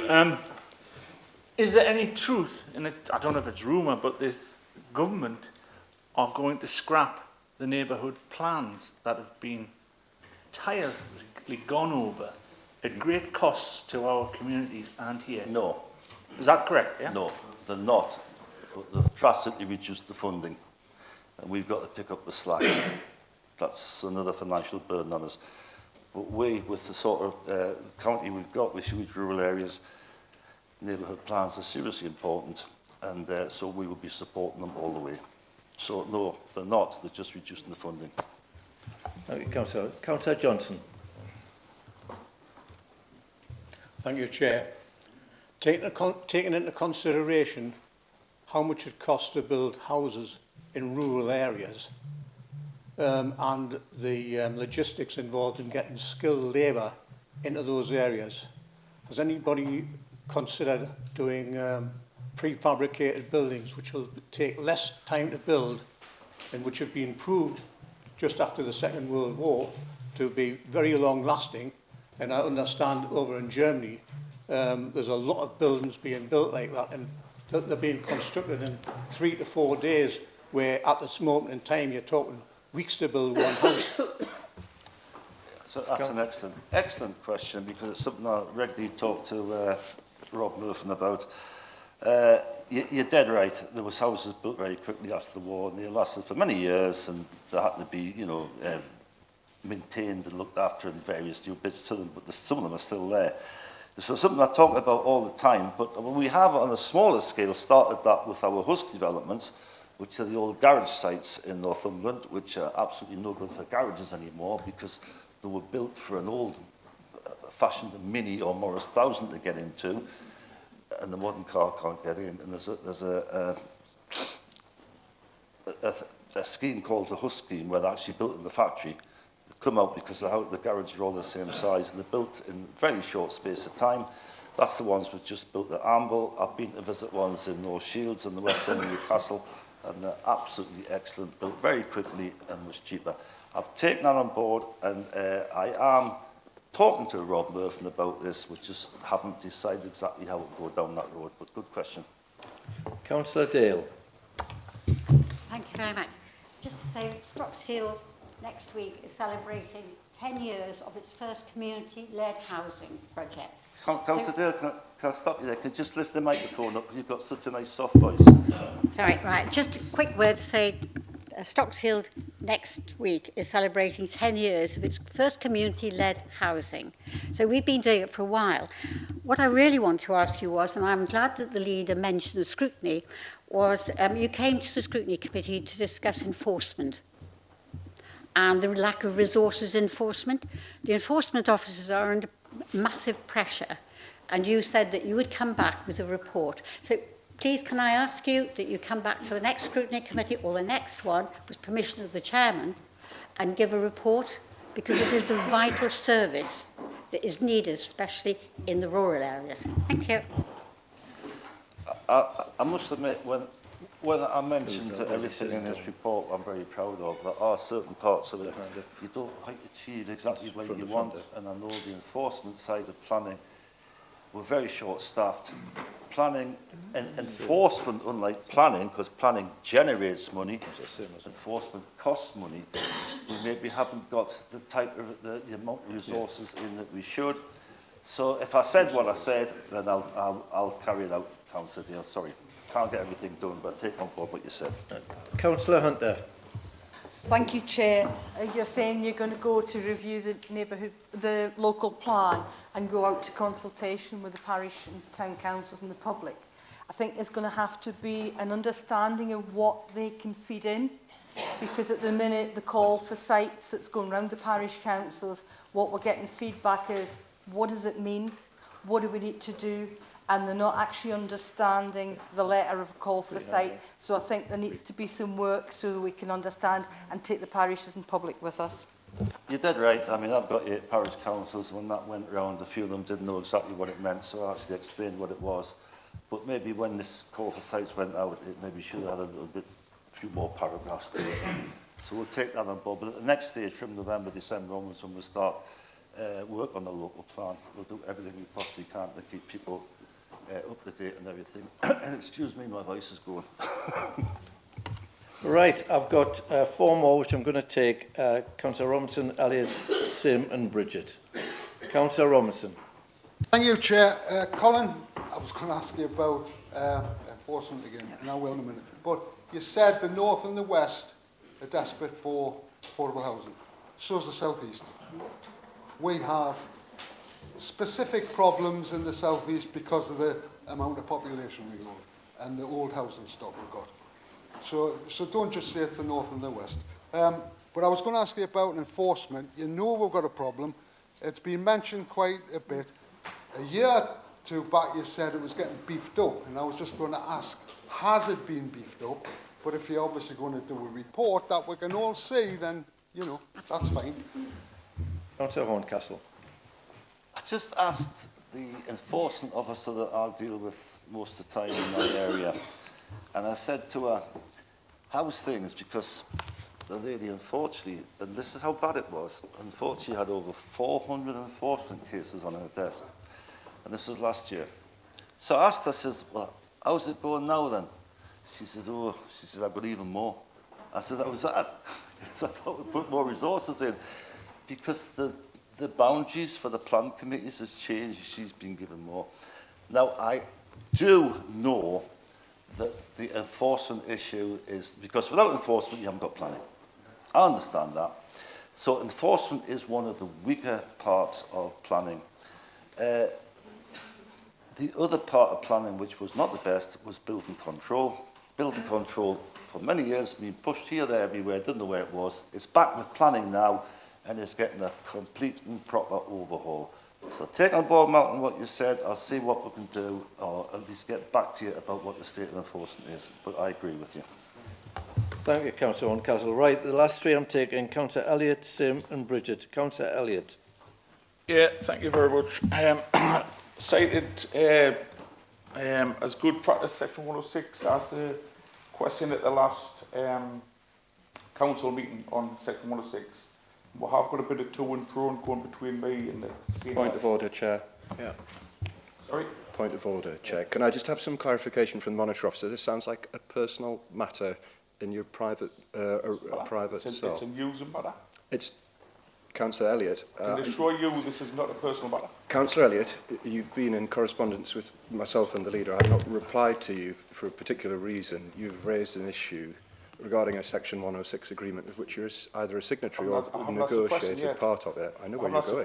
How do you know? You've said what you've said already. Can I have some guidance, please, from the monitoring officer regarding this question? Councillor Elliott, I'm going to ask some guidance. Excuse me, Councillor Elliott.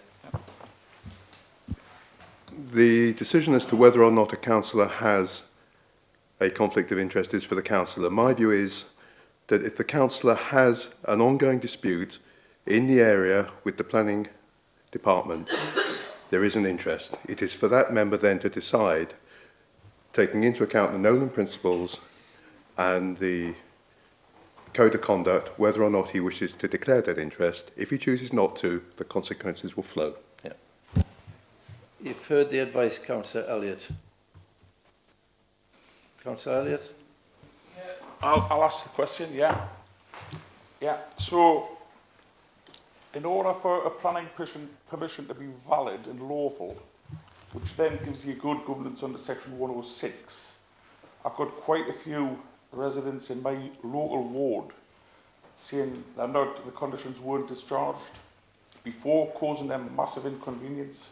Could I ask the Cabinet member to push the senior planning officer to tell which applications in the News ward or any other ward are lawful and which ones are not? That's my question. So, Councillor Elliott, we are talking about specifics, not local area matters. Yeah. And I would suggest that Councillor Horncastle doesn't answer the question. I won't answer that directly. But what I will say is... Councillor, Right, okay, okay. Councillor... Thank you very much. You're welcome. Councillor Sim.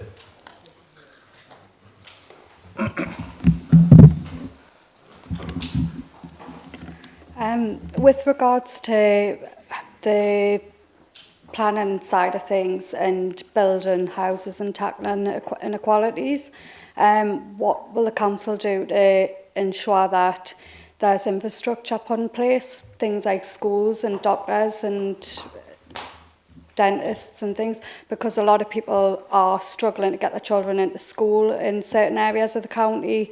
Dental waiting lists are 3,000 long in certain areas, and we can build all these houses, affordable ones, but yet they're not affordable where local people are buying, so you're attracting people into the area.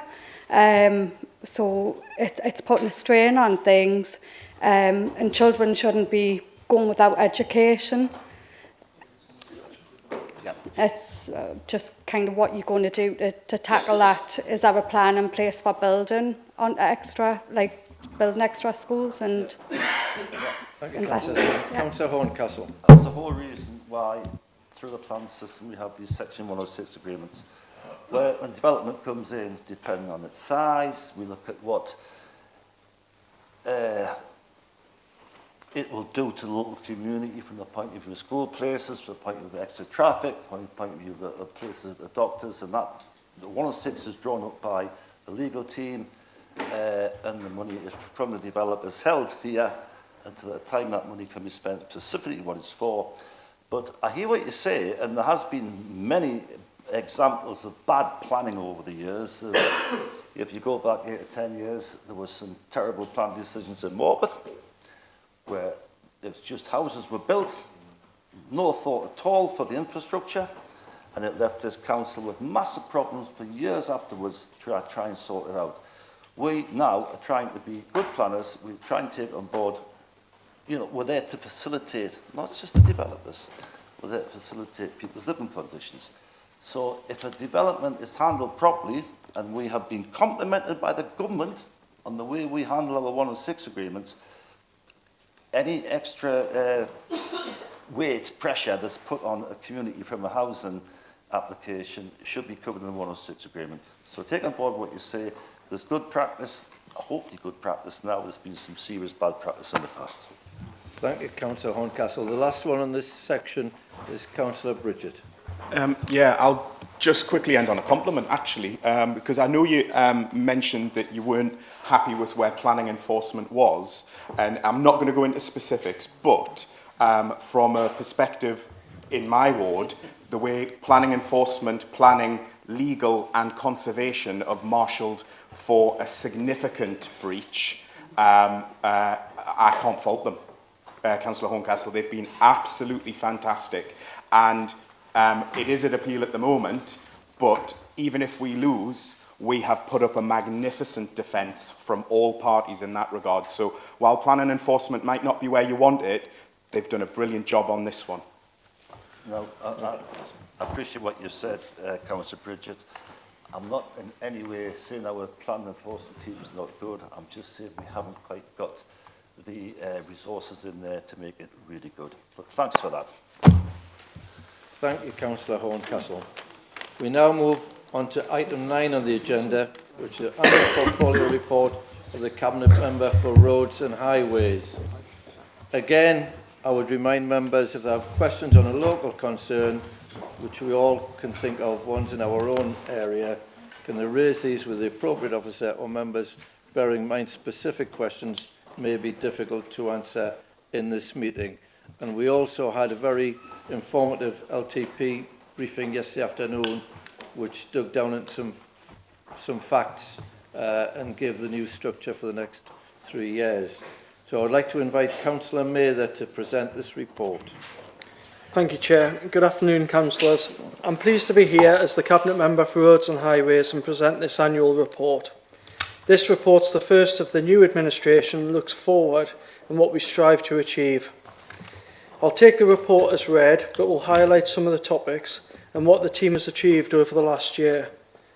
I would like to say that this would not be possible without our members of staff, those based at County Hall, in our area teams and officers, and those teams out on the ground. I would like to thank them all for their continued hard work. The highways network is not to be undervalued, as it's the largest asset that NCC is responsible for. The 3,200 miles, including structures, is valued at over 5.8 billion. Becoming the new Cabinet Member, I wanted to focus on value for money and look for ways that the team could achieve even more within the portfolio. So this year we are trialling a new 3-year LTP programme. I recommended these changes after listening to officers and the issues the 1-year programme caused by having to design, develop and deliver all within the year. It will improve community engagement, cost efficiency from capital funding pots and operational performance with a reduction in disruption to the highway, which I'm sure we'll all be pleased about. Being a parish councillor for over 10 years, I understand the disappointment from parish councils and local members not getting their priorities on the list. This change will also allow increased training to parish councils that I hope to see well attended, and will see better feedback on schemes to all members, as they are a valued partner of this authority. A contingency fund will also be kept to enable us to respond to unexpected issues quicker. In the LTP 2023 to 2024, a total of 79.2 miles of roads were treated across the county. 32 miles of these will be in structural maintenance and 46 miles surface treatment. This is over £17.3 million worth of investment, with an extra £4.4 million invested in U&C roads. That doesn't include the £3.5 million maintaining our bridges and dealing with landslips, one major project being the restoration of the Berwick Old Bridge. With value and money in mind, across the year, the teams have laid over 12,000 tonnes of foam mix tar-bound planings. This tar-bound planings would normally be sent to waste disposal sites, with the new bituminous material purchased. This approach has provided a saving of £1,262,139 for this council. plus 250 tonnes of carbon emissions saved. I want to congratulate the teams on that huge achievement. Following on from some positive scrutiny work last year, where Councillor Oliver led, with myself as vice, we have seen an investment in drainage schemes and gully cleansing. To continue this line of work, I have asked for a budget option to be drawn for permanent funding to enhance gully cleaning across the county. We will also see an increasing work. We would also be increasing our work with landowners and land managers to ensure a more cohesive approach to reducing water entering the highway and trees overhanging it. We continue to make further improvements to Fix My Street, as this is an essential line of communication with the public. We're holding a number of workshops for key staff county-wide to improve the system and the responses it gives. We're currently working through all Fix My Street reports, updating customers, adding additional categories where reports are requested to be made. For example, on streetcar charging, all can be done through Fix My Street. And we continue to review the system with key topics being potholes. We've seen a reduction of 49% from May 2023 to May 2024, September 2024, in pothole reports. But we continue to monitor this and will not become complacent. A total of 28,982 highways reports have been made since January 2025, with an 89% response rate achieved. I would like to highlight the enhancement of the bus network across the county, especially in rural areas, and cross-border work due to the bus service improvement plan funding. The team have also been successful in a bid to improve infrastructure across the county, such as Alnwick Bus Station and many others. Work like this is vitally important for our key priorities of tackling inequalities, allowing more residents to access work and education, and helping prevent social isolation. The Public Rights of Way Improvement Plan outlines the future 10-year strategy. This is supported by an increase in funding in last year's budget, enabling a well-maintained and accessible network.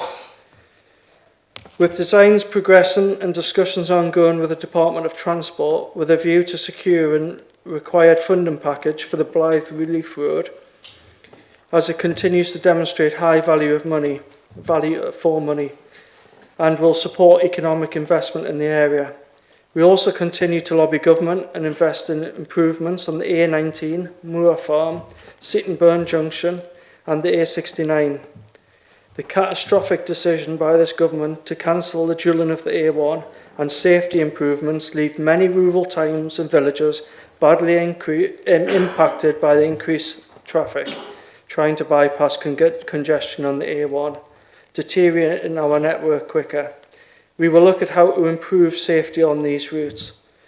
The decision has not showed value for money, has caused inequality, and will limit economic growth in these areas.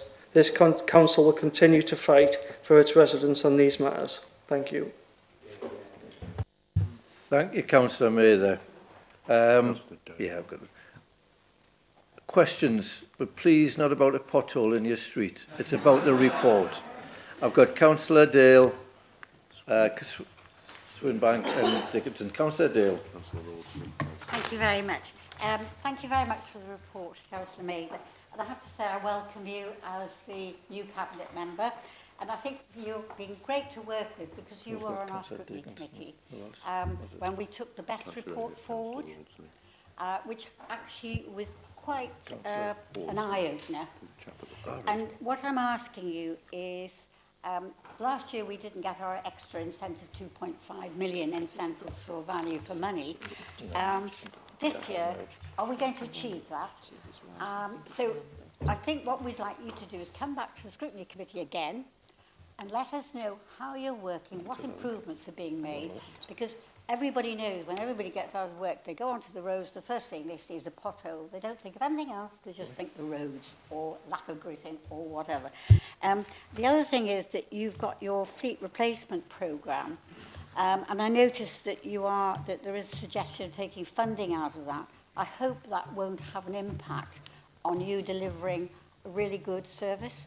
Anyway, Thank you for all your work, and I'm looking forward to working with you when you come to the Scrutiny Committee. Thank you, Councillor Dale. Councillor Mather. Thank you, Councillor Dale. I would love to come back to scrutiny any time. I thoroughly enjoyed our work together over the last 4 years, and I will get you an update with regards where we are with the 2.5 million. What I can say is the teams are working incredibly hard, and I've been impressed by the information that's been gathered and submitted into that. With regards fleet, we will not be wanting to do anything that would impact the fleet service, so I'll continue to monitor that situation. Thank you, Councillor Mather. Councillor Dickinson. Thank you very much, Councillor Mather. I was going to be all joyful and kind about the report, and then you decided to throw some dribble in at the end that you know is untrue, because the Minister for Transport at the time, that happened to be a Northumberland MP, actually pulled the funding and the arrangements for the A1. So back to the report though, and sensible chit-chat. Don't pull the face, Glenn, because it might stay that way. Anyway, in relation to the EV stuff, I welcome that. I've had some positive engagement in my patch and others with some of the team. I was a little bit concerned to hear that the council was thinking about not keeping that team in-house and contracting it out. I don't know if that's true. I'd like some clarification on that.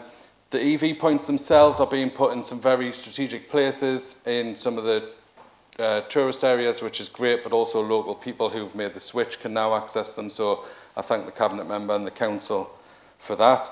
The other thing I wondered, Councillor Mather, whether it would be possible for the additional grant funding that came in relation to pothole funding and other things could come to scrutiny just to show us where it's been spent, because it hasn't come in great detail of how that money was spent. And we continue, as you do, speaking to Lillian Greenwood and others about the Blythe Relief Road, and you have our support for that discussion. Thank you, Councillor Elliott. Councillor Mather. Thank you, Councillor Dickinson. Thank you for that support, and I would like to keep working together on lobbying for better investment in Northumberland. I'm happy to come back to scrutiny and show where that funding has been, I feel, for well spent. With regards to the EV chargers, I believe it was a part of the grant that enables us to deliver that with our in-house team. The in-house team have been absolutely fantastic at providing a well-maintained quality infrastructure to date, and it's something I would like to see that team continue to do so. Thank you. Thanks, Councillor Mather. Councillor Elliott. Yeah, thank you. I just hope I get to finish the question before the leader and the deputy jump in and try and silence it. We are new to this, as we'll keep getting reminded. The leader kindly talked how important the A1 dualling is. I think it's an 8 or 9 mile stretch that has been refused, approved, and refused.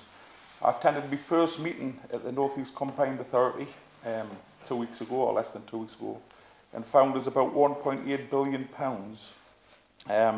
I believe in the pot. I've asked for the accounts from the beginning. I'm still waiting on them.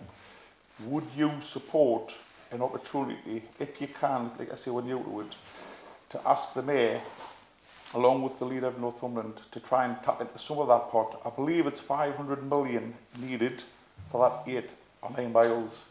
Would it be an opportunity that we could tap into that pot, or have an opportunity to tap into that pot? Who's answering the question? Actually, sorry, Councillor Elliott, there's only one chairman here. Yeah, Thank you very much. Yeah. You've asked the question. Would it be a possibility to put an offer in to the Mayor to try and use some of the 1.8 billion to try and dual the A1, which you see is very important? Thank you, Councillor Elliott. Councillor Mather. Thank you, Councillor Elliott. I will continue to work with the leader, who has a good working relationship with the Mayor, and work at projects going forward. Thank you, Councillor Mather. Councillor Audsley. Yes, it was a question about Fix My Street because it was mentioned in the report. Am I okay to ask that? Certainly, yes. Okay. So it was just about the way in which Fix My Street communicates its outcomes with users. So just as a local example, but to illustrate a wider point, there was an abandoned caravan in my area. I reported it on Fix My Street, and then I just saw that the case was closed and I got no feedback on it. Now, because I'm a councillor, I was able to put in a member's inquiry and that was looked into when the caravan wasn't abandoned. They were able to find the owner, which is very good. Actually, Councillor Kennedy, it's not. I think the councillor is trying to explain a problem that he was having with Fix My Street. Yeah, it was more just... It was more just I don't think the gentleman's a Conservative, but Councillor Kennedy. Councillor Kennedy, please. I think you've been on long enough. Yeah, so it was more just to say that I think if I was a regular member of the public and I'd put that in and I'd just seen that the case was closed and I'd got no feedback, I might feel a little bit frustrated with the system. So could more potentially be done to improve the way that the Fix My Street system interacts with users and gives them feedback on what's been done with their cases? Thank you, Councillor. Councillor May there. Yeah, thank you, Councillor, for that question. That is a part of the refresh that we're doing with Fix My Street. We want to engage better with the public and give them more accurate, up-to-date information. So, yes, thank you for your question. Thanks, Councillor May there. Councillor Fitzgerald. Thank you, Chair. Councillor Mather, thank you very much for the working group, the working group we attended the other day. Absolutely fantastic. And for the training we've received from your team, especially from the team, Chris Westerby and Ben Gallagher, who I'm working with. I'm still waiting for replies from both of them regarding individual issues within my particular areas, but I'd just like to say thank you very much, and I look forward to working with you and your team going forward, and hopefully between us we'll get things done for the constituents and achieve the right level of road surfaces throughout the county that we need. Thank you very much. Thank you, Councillor Fitzgerald. Councillor May there. Yeah, thank you, Councillor, for your comments. We do have a great team here, and since taking over this role, I've been really impressed by their strive to continually improve. So thank you for your comments, and we'll work together in the future. Right, the last four I'm taking, Councillor Lambert, Oakley, Bowman and Baker. Councillor Lambert. Thank you, Chair. I'd like to just reiterate what Councillor Mather had probably said earlier, but I was at a parish council meeting last night in one of his neighbouring parishes, and there was a gentleman there who had worked in land drainage his whole career, retired parish councillor. And the problems of water ingress onto the roads, maintaining the gullies, cleaning them out properly. I mean, we had a whole list of them last night were quoted, you know, in that parish where the gullies were all blocked at the moment, and culverts under the road where they've come in and tried to blast out the muck that's in it.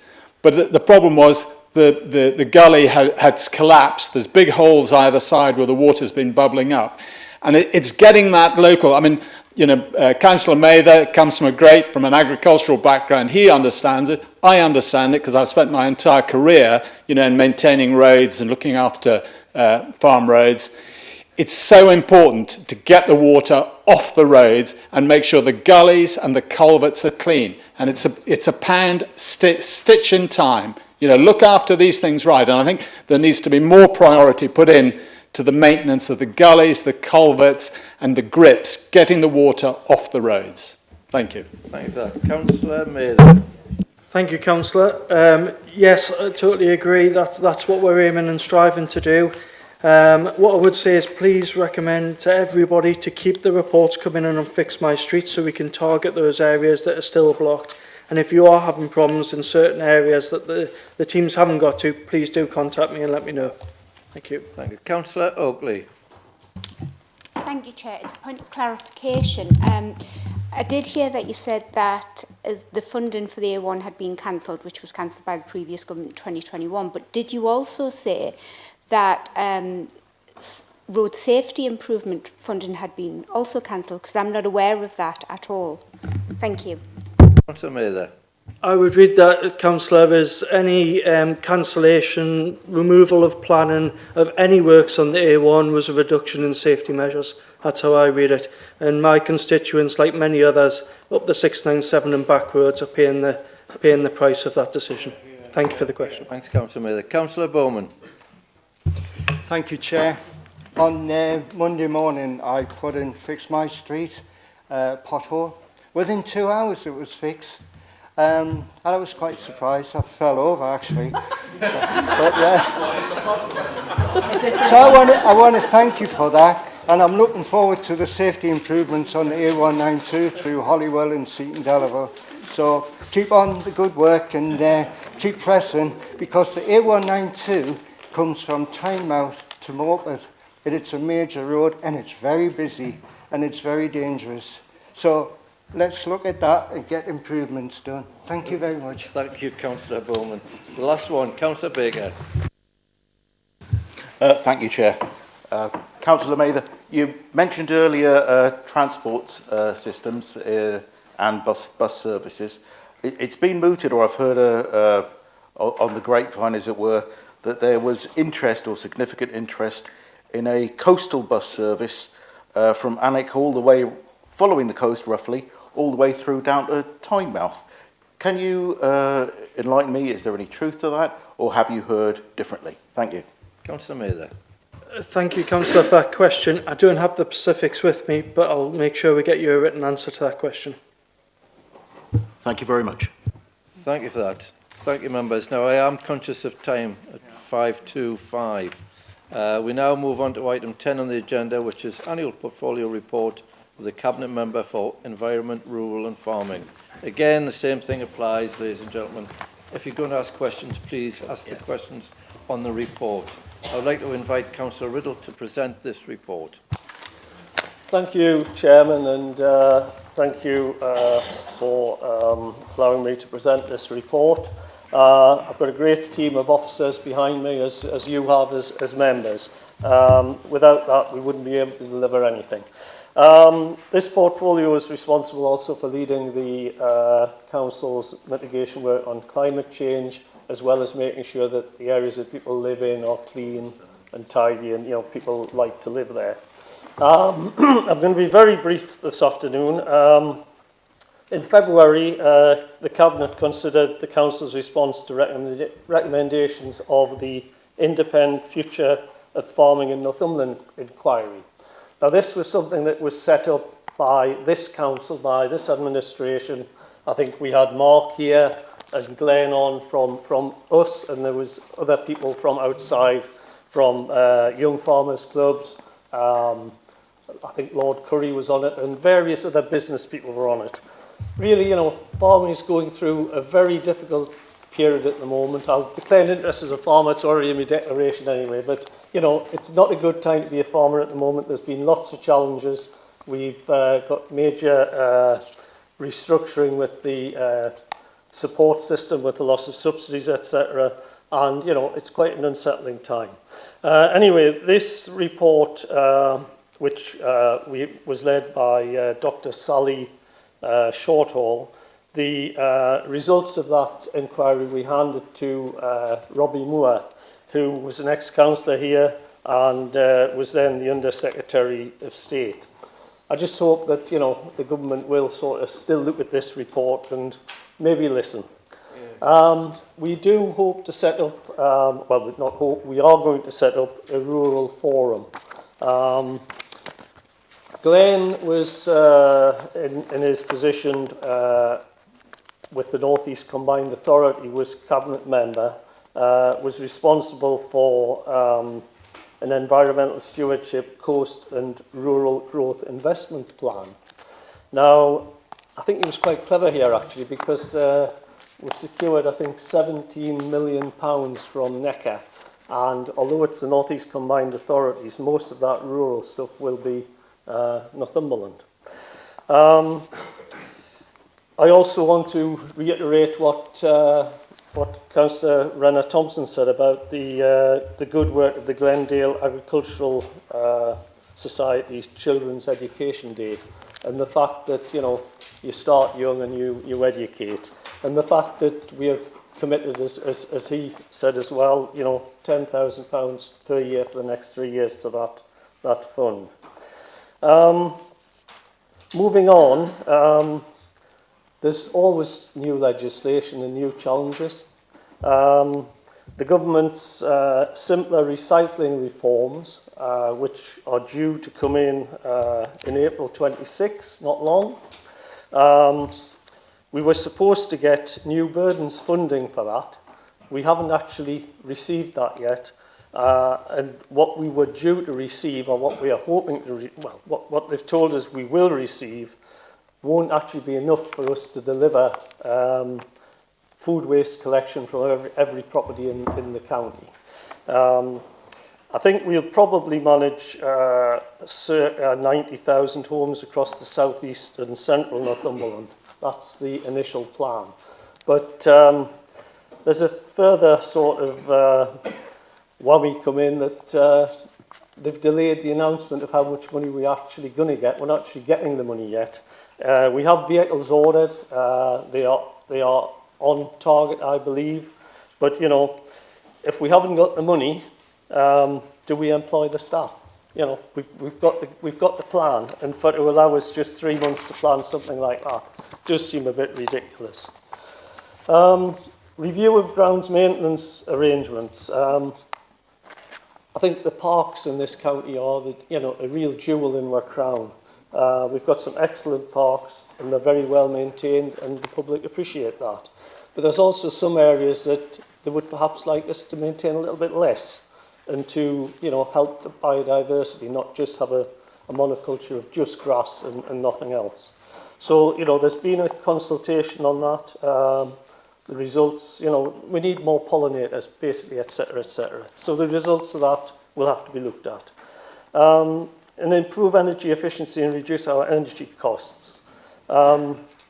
We've managed to get money from the Mayor's Renewable Fund for some renewables at 10 schools. We're also exploring the concept of district heating schemes for up to 8 of our towns.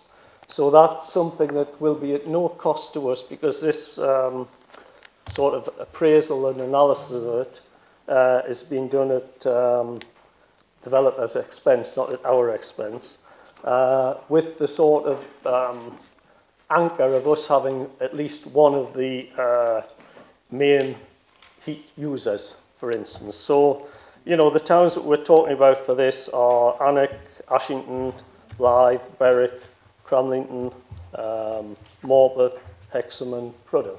So, there are people where there's either mine water or there's other industrial waste heat that could possibly be tapped. We've also, I must mention about the completion of the £5 million coastal landfill remediation work at Linemouth. This was something that's been left for years and years. And the waste that was there, and also the colliery waste, was all washing into the sea. And I went to see it, and there was absolutely all sorts of things just getting washed out in the marine environment. We took the initiative to spend £5 million of this council's money. There wasn't money from government, it was this council's money to put that right. And it now looks absolutely marvellous. Review of our management of trees and woodlands. Well, I think we'll all appreciate, whether you believe in climate change or not, that, there's certainly been some big storm events. And, I've got to congratulate our teams for the speed at which they managed to clear up these problems, put it that way. They're not always trees, sometimes it's flooding, etc. So, again, thanks to all our staff for that. And on climate change team, some people might criticise the fact that we've got a climate change team. It's quite a small team, but actually it's multi-award-winning dedicated team of staff, and they've secured over £9 million in funding. And a lot of that is to do with energy efficiency, warmer homes, some of these old stone or single brick homes, etc., as well as social housing stock. One of the scourges of the county, I think, is fly tipping, and we've been very hard line on this, in that we've purchased some covert cameras and been quite, I think, upfront in putting it out there that you're not going to get away with this. Where there has been fly tipping hotspots, we've certainly deployed the equipment. We've put tape around items so people knew that, you know, that we knew. We actually had a sofa taken in one night that had been put out before anything else happened. But, you know, we've had 56 fixed penalty notices issued. We've had 5 high-profile prosecutions, one of which was a business that was fined over £6,000. I think we've had nearly 13,000, well, not us, but the courts have had nearly £13,000 in fines. So, you know, we're on to it. Parks, I mentioned before how parks are really, really great. We've got 14, that's one extra green flag accreditation this year, and we're hoping, or we're planning to get another one next year. Let's see how that goes. You know, and let's not forget our great beaches as well. 14 of our parks have also already secured, yes, the green flag procedures thing. But we've also got the blue flag status on Blythe Beach. Well, to get the blue flag, you've actually got to have all the facilities with it. It's not just, you know, have a nice beach. You've got to have the toilets and everything else. The RAMP, the Rural Asset Multiplier Programme, 2.8 million. That's around right across the county, basically. But it's, well, I say right across the county. A lot of the county is classed as rural, and that's what it is. We're also, shortly, Cabinet is going to be considering a report on how we can improve the Made in Northumberland food and produce brand, because I think that's quite a useful mark. And, you know, we should all be very proud of stuff that's out of this county. I think with that, Chairman, I'm happy to answer any questions. Thank you for that brief report, Councillor Riddle. I was losing the will to live, that important report. Right. Councillor Nevin and then Councillor Sesford. Could you please stick your hands up again, please? I'm going to put a time limit on this, so I'm going to keep the questions slow. Thank you very much, Chair. Councillor Riddle, just a few short, quick questions, if you don't mind answering. You mentioned before that we're required to do food recycling now, but it's underfunded. So what I need to know is this a government directive? If it is a government directive, has it got an end date where it's got to be implemented by? Quick one. If it is not implemented by that day because they haven't got enough funding, does that mean we've got to take the money directly out of the budget? Or are we getting special permission to extend the deadline, should I say? Thank you for that, Councillor. We're approximately £1.5 million short of what we consider it would cost to do the food waste collection from the 1st of April to every household in the county. But there is a little bit of a get-out clause in that if it is economically and environmentally uneconomic, we can have exemptions from that. The problem is that it's mandatory that we have to do this, but I think, you know, government will be hard-pressed, in my opinion, to take us to court if we haven't been given. We were promised new burdens funding. You know, we all know what this county is, the rurality of it, the amount of roads there are, etc. What we've proposed in here is the best we can do at the moment, as with the money that we are hoping to be provided with. Thank you. If councillors and cabinet members can keep the answers and questions brief, because we're all melting in here, so it would be Councillor Nevin. Thank you, Chair. Thank you, Councillor Riddle, for the interesting report. I've noticed a section on coast and river protection. Are you putting enough pressure on companies like Northumbria Water with regards to the severe ongoing sewage spillages in places like Allendale, Nenthead and Otterburn? Thank you. Thank you. Nenthead and Otterburn. To be honest, I can't tell you about Allendale, but I do know that Otterburn is in here. I would have to give you a written answer about Allendale, Councillor. Thank you. Councillor Riddle. Councillor Dale. Thank you very much. Thank you for your report. And I will declare an interest in farming. Can I just say to you, first of all, I'm glad you're looking at the plight of farmers. However, there are things you could do. So in 2020, a few of us started the first farmers market in Hexham. So you could promote that, because that is all local food. Secondly, looking forward, we had the recycling report about the rollout of food collection. And I think everybody was a little bit taken aback by the level of recycling this county is providing. It's 32 to 35%, which is actually in the KPIs. I think what we would like to do is have a whole picture about what's being recycled, how it's being delivered. For instance, last year you took forward glass recycling. Don't know what's happened to that. There's been no reporting back. So maybe scrutiny, you can come to scrutiny and give us a whole picture about the whole of recycling. So everybody here has got ideas. Let's put them all in. Let's help the council to deliver and help the work of the service delivery. And lastly, talking about filling forms and completing forms, have you ever, well, I presume you have completed some of the forms that the farmers have to complete? Well, a lot of it could be helped by, we've got a good IT people, they could actually help and go in and help the farmers complete those forms so they can get them in on time rather than just nullifying them because they haven't got them in.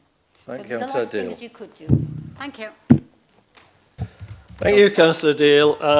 You know, I'm quite happy to come to scrutiny. That's not a problem. Under the, I forget, there's the business improvement thing. National Park staff, I think, are liaising with a lot of farmers. They've got relationships already. They are going out and meeting farmers on site, etc. Thank you. The last form doing Councillor Hunter, Baker, Bridget and Councillor Dodd. Councillor Hunter. Thank you. You're talking about changes to the grounds maintenance next year. When are we going to get an update at parish councils, as well as you used to keep on the seasonal workers right through the winter to do winter programme? Is that continuing? Thank you. Thank you, Councillor Hunter. What I was referring to in here was actually the work that we were doing with, I think it's a university graduate, about improving the biodiversity, etc. But I believe that they've all had questionnaires. I haven't seen the results of those yet. There hasn't been a report produced yet, so I can't answer your question directly today. Thank you. Councillor Baker. Thank you, Chair. Councillor Riddle, thank you for that report, and I was particularly interested in the fly tipping part of your report, which I completely agree is a scourge on our county. Has there been any opportunity through your video surveillance, etc., to identify some of the vehicles involved and to actually take them and destroy them, as I've heard is happening in other parts of the country? Thank you. Very good question. Thank you. I haven't actually seen the video footage myself. That would have to be something I could get addressed from the officer directly to you. But I quite agree. If we've got evidence of the vehicles and we can prove it, then I would like to see them crushed as well. Councillor Bridget. Thank you very much. Yes, Mr. Chairman. I don't need a reply to this because I'm guessing it is a question that will require a written answer. So if I could get a written reply, given that we've mentioned backing British farming so much today, my question is simply this. How much, percentage-wise, and I understand it won't be practicable in all cases, but how much in terms of meat, vegetables, fruit where possible, milk, eggs, grains, that are currently served within the County Hall restaurant are from Northumberland-based producers? I suspect that will be a written answer. Yes, thank you, Councillor Bridget. It's something that we are already investigating and something that we are trying to promote, but we will get you a written answer. Right, last one, Councillor Dodd. Sorry, Les, you have to get your hand up quicker. Councillor Dodd, for last one. I had Moroccan chicken the other day. So. Anyway, I'm not a rocket scientist. However, definitely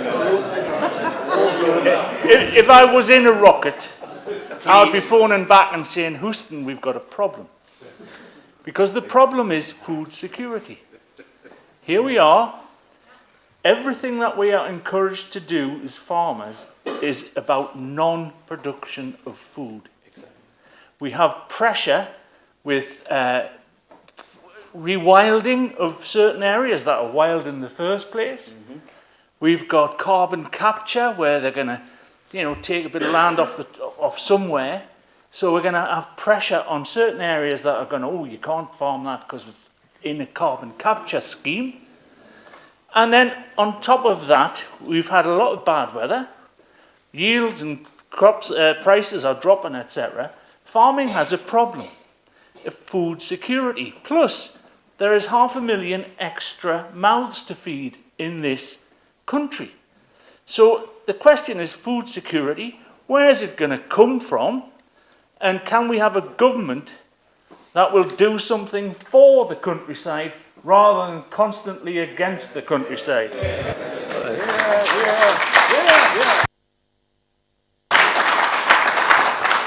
Councillor Riddle, I don't know if you want to answer that or if you want to send a written reply. Well, the last bit's in the gift of the people, isn't it, as to who the government is. But I cannot answer the rest of it, but I'll share your concerns of food security, Councillor. Right, councillors, we have 3 or 4 items left. Would you like a comfort break? It is very warm in here. Just plough on. Just plough on? Yeah. Ploughing on. Oh, I'm going to leave.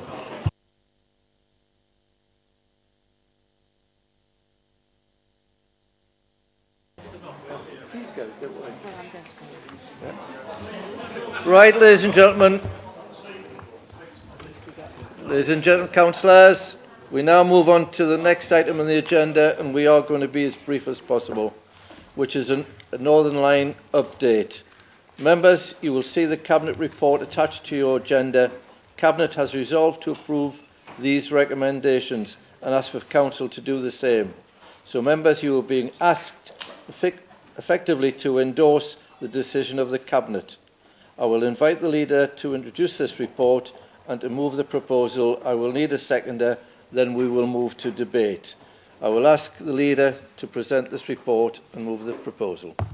Thank you very much. Just before I do, I want to make it clear that the kitchens here do use local produce, quite a significant amount, so I wouldn't want any misinformation given out. I look forward to the results. I didn't hear that, but I don't think I need to. Right, so the Northumberland line, a hugely important piece of work, and I know it's late and I know everybody's getting hot. So what I will do is simply say, these are the recommendations before you. I hope you'll accept them. We need a seconder. Second. Councillor Wearmouth. Indeed. We now move to debate. Does any member wish to speak? Yes. Yes, Councillor. I couldn't see his name.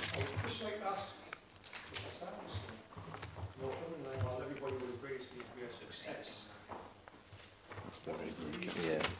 1.2 million will be taken out of Asherton's regeneration scheme, and where will that money come from?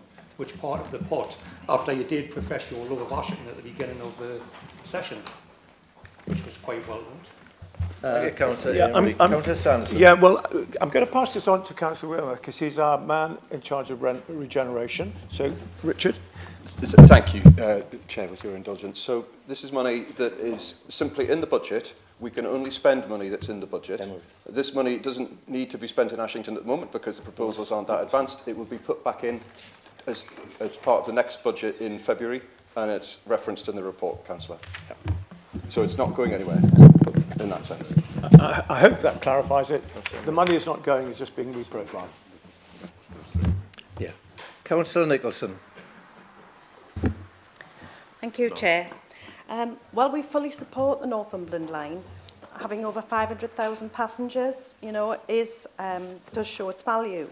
But the report does evidence, the enormous amount of work that has been put into it, like considerations of bringing the costs down by mothballing of stations.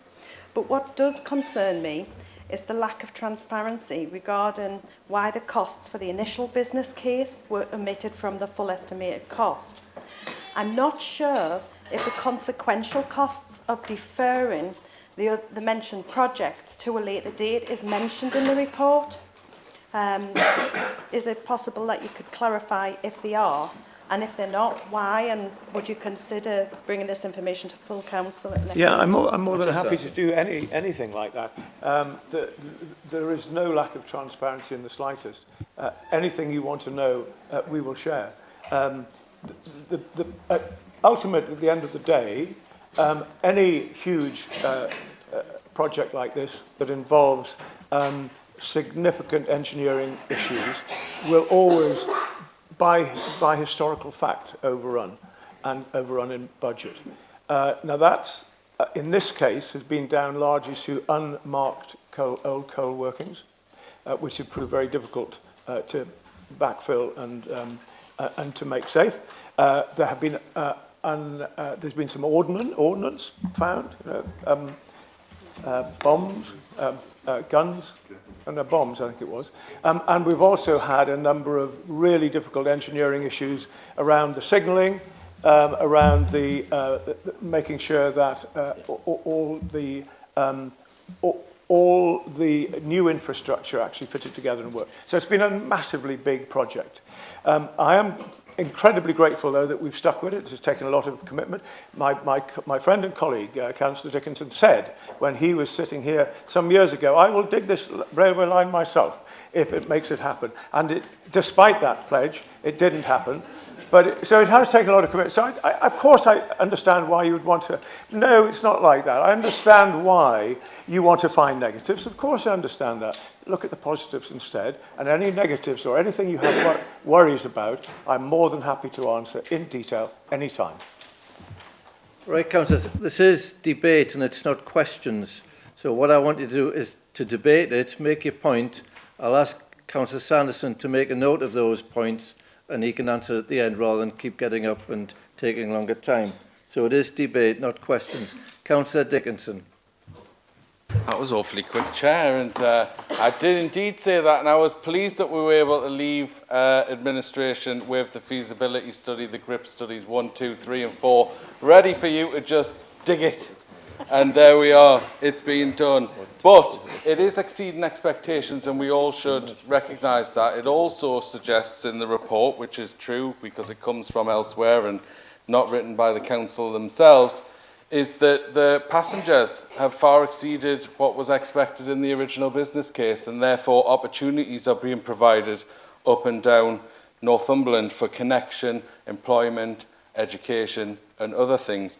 I just want to clarify a point because I really think it's important that we don't get misinformation out there, especially in Ashington, and the right thing to do is to check with finance around these things prior to the meeting, and I had a thorough meeting with Alison earlier on around that point relating to Ashington Town and how the environment meaning is as it is written, and the points within the document say that the agreement today means that that money will be put back into that project next year. So I have no worry in supporting this. And I am also pleased that while we started it and you did the middle, 27.9 million quid is coming from the Mayor and the government to finish it. So we're always happy to help you, Councillor Sanderson. No, at the end. At the end. Councillors, you do have 3 minutes for your debate and I will stop you on 3 minutes. Councillor Robinson. Thank you, Chair. I did want to follow the trend and ask a question, but if I may put it like this, I did want to know how much of the 38 million, or if there was any, is needed to finish the Bedlington station, because of all the stations that's been built, where there wasn't any, we actually had a one Bedlington. And I find the excuses that's come forward to be almost an insult to our intelligence.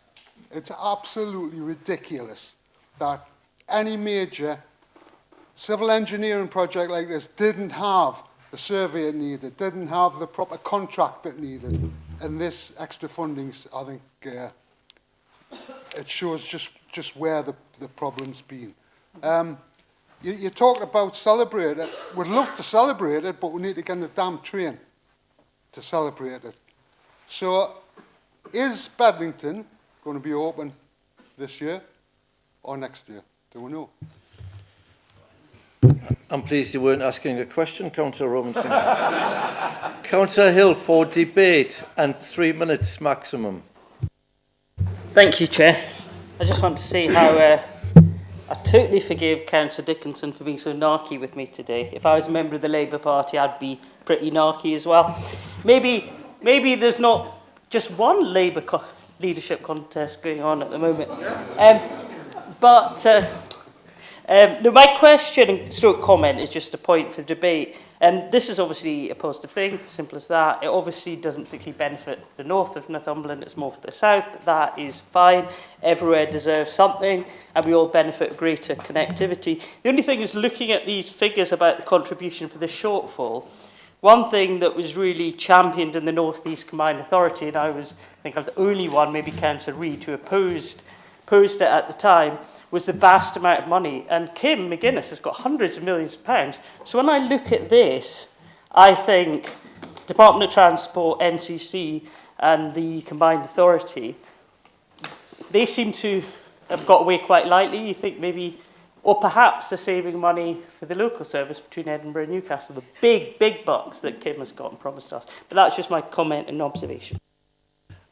I'm delighted that councillors know the difference between debate and questions. Councillor Fellis-Aiken. Hello, thank you. Yes, sorry, I'm going to have to ask a question, but I can turn it in very easily into a statement. Just say, but I'm just seeking clarity on the 10 million spent. It mentions the final cost of mining remediation on page 93, particularly at Northumberland Park. Is Northumberland Park in Northumberland? No. Where is the line going to? Because I'm just wondering if this is part of our remit as the Northumberland County Council or the Combined Authority, as has been alluded to with the money that we're being asked to contribute when my residents can't go from West Hexham on the train through past the Metro Centre into Newcastle at the moment. Thank you. Thank you for that. Last one, Councillor Sesford. Thank you very much, Chair. The cost originally was £298.5 million, and the options make it quite clear that you can't just stop and leave it at £298.5 million. There's going to be extra expenses incurred anyway. Option 1 is going to be 26 million, option 2, 322 million, and option 3, 357 million. So they're all going to be extra costs anyway, and I think we have to accept that. This offer that we have here is actually funded. Admittedly, £10 million from ourselves, and that's all explained where the Ryman's come from, but also by the rail company, the Department of Transport, and what have I missed out? The NECA, sorry. So it just seems logical and sensible if this scheme has already been, option 4, has already been costed, and it can be done, whereas the other ones, I mean, where do they get the money from them schemes anyway, which have to happen, because you can't just stop and just leave things. There's people, there's contracts out there and all sorts. Thank you, Councillor Sesford. I'm going to ask the leader now. He's got 3 or 4 points to come back in. Okay, second to speak. Yes, Councillor Wearmouth has seconded. And would you like to speak? Would you like to reserve to speak at the end or now? No. Now I think I prefer if that's okay. So I did just want to pick up some of the themes and the rhetorical questions that were asked in the spirit of the debate. In terms of what you encounter on the ground, Councillor Robinson, you mentioned some of the things that we've encountered in Bedlington. The fact of the matter is, they're not on a utilities map, but they're not anywhere else, unless you actually hit them when you dig them up. You don't find them, and that's exactly what's happened in a number of places up and down the line. If they're not on a NEDL map, or they're not on a Northumbria water map, and you find them, you've got to do something. We can't just switch off all of the water to the whole of Bedlington, and that's literally what might have happened in one instance. In terms of the Combined Authority funding, God help me defending the Mayor, but I will do a little bit of it, Councillor Hill, which is that a lot of this work predates the Combined Authority. It was money that came through government funds in different ways before the latest devolution deal. We would have liked potentially some more contribution, but nonetheless this is good. It's a good start. There's the potential, and we're starting up the process of studying the expansion of the Northumberland line. I would hope that the Mayor will be digging into her pockets or handbag or wherever she keeps all of that funding and making sure that Northumberland gets its fair share of, for future stages, including, by the way, studies on the East Coast Main Line in the hope that we can get some stopping services. And I've already been talking with the Combined Authority about the potential for that, and I'll outline more on that when we have some more updates on it. And then in terms of this question around Northumberland Park, the Combined Authority element of this is specifically looking at Northumberland Park. We have been the lead for this project. The 10 million that comes from the Combined Authority or so will help us complete the works at Northumberland Park. The government, the previous government in particular, having helped fund the rest of the works at that site. It's a really important station for the line, nonetheless, for Northumberland residents, because of course it's the interlink with the metro and the wider network, and a great stop-off point for Northumberland residents going east or west. So I'll leave it there, other than to say I obviously heartily recommend to you all that you support this. Thanks, Councillor Wearmouth. Councillor Sanderson. Can I just say that I'm a little bit disappointed? This is one of the most important projects Northumberland has ever seen. And of course, I'd expect some of you to be negative, of course. But it's actually benefiting your residents. All of you that represent Ashington, Bedlington, all of the south there, it's benefiting them every day. Think how many car journeys are not being made now. Think about the CO2 that is being saved, environmentally and in transport benefits. This is a fantastic line. And I know that some of you have probably had enough of this meeting. That's why you haven't jumped your feet and said, this is fantastic. Brilliant for Northumberland, brilliant for the North East. Referring to the Mayor, I have a good working relationship with her, and she and I trust each other, and that's exactly the way that relationship should be. Again, for the benefits of places like the more rural areas. It's absolutely imperative that I work for you, creating the right atmosphere and the right understanding. And I'm quite sure that we will look to the Mayor to help us as we go, not just complete this end of the line, but as we go farther along and look at other stations along the line. And I hope very much that you will be more supportive. When we get there, as far as Bedlington, I could have predicted, I could have put £10,000 million on the fact you would ask that question. And the answer is very soon. Very soon. In weeks. Okay, so thank you all very much. I do hope you'll support this for the benefit of your residents. Forget party politics. This is about Northumberland. Thank you. Thank you, Councillor Sanderson. There was a proposal by Councillor Sanderson. It was seconded by Councillor Wearmouth. We now move to the vote.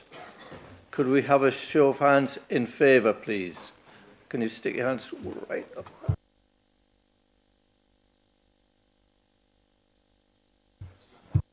Thank you. Against? And abstentions? That is certainly.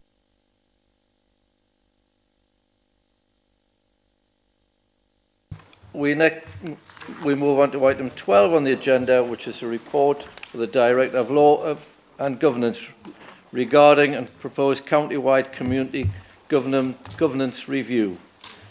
As Chair, I will introduce this report. As a Principal Council, we have a duty to keep our community governance arrangements under review.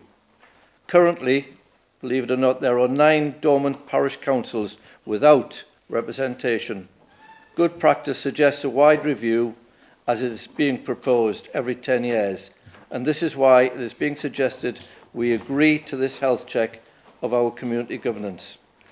Do we have a proposer? Councillor Oliver. Do we have a seconder? Councillor Hunter.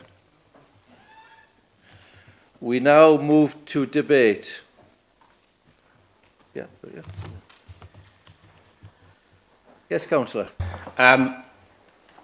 As they have stated many times over the last 30 years, the independent Republic of Snitter would not like a parish council does not want to be governed by a parish council, does not want to be merged with another parish council, and that view has not changed for more than 30 years, as Snitter is one of the ones mentioned within here. Thank you for that, Councillor. Decisions on individual councils. Yeah. We are making decisions on individual councils. Councillor Hill. Thank you, Chair. Obviously, I support this. I've said many times before, my preference would be to abolish the town parish councils. I suspect the 9 dormant councils are probably doing a better job than the active ones. Not that I'm cynical about them at all. But I just wonder if there's scope to widen what we're looking at, because one of our key things in our corporate plan is value for money.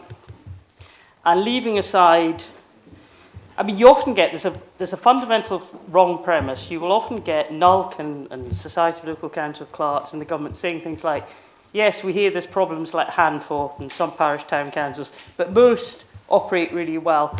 That's frankly rubbish. It's the minority that operate well. I'd like to see a breakdown of all town and parish councils about how much they're paying in staffing, administration, in other words, set-up costs. Because if you look, and some of them actually hide it, but if you look, they've got a transparent picture about how much money they spend just on being set up.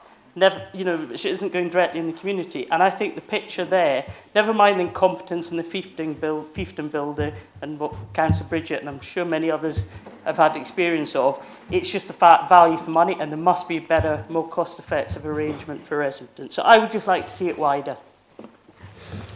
Thank you. It is basically a debate and then for or against the report.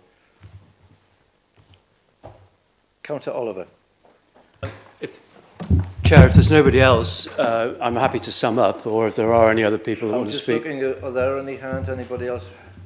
No, Councillor Oliver? No, I mean, I think this is an opportunity for the councils that want to be represented to get that representation. Today, we're not making any decisions about what will happen. It'll be a push-pull review. Councils will have an opportunity to come forward, and we'll also have an opportunity to approach councils and make suggestions. But there will be a good degree of consultation, and ultimately the decisions will be made.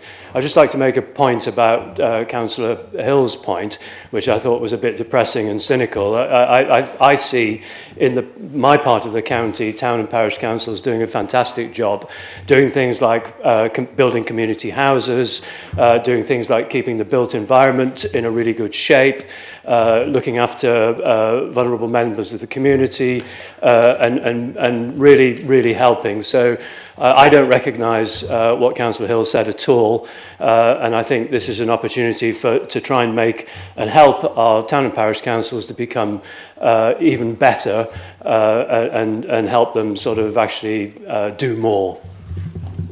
I hope everybody will support it. Thank you, Councillor Oliver. Right, we go to the vote. You either support the proposals and the report, or you vote against and you don't.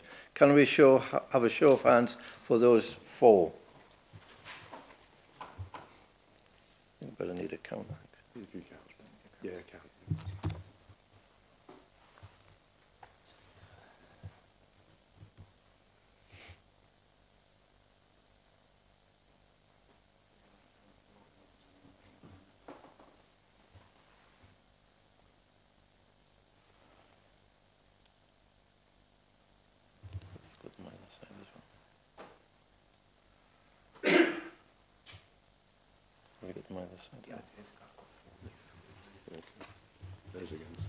And those against?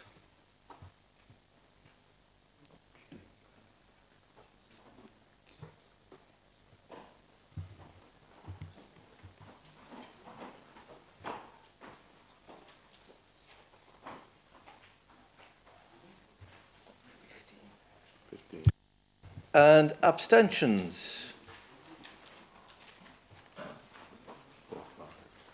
5. Yeah.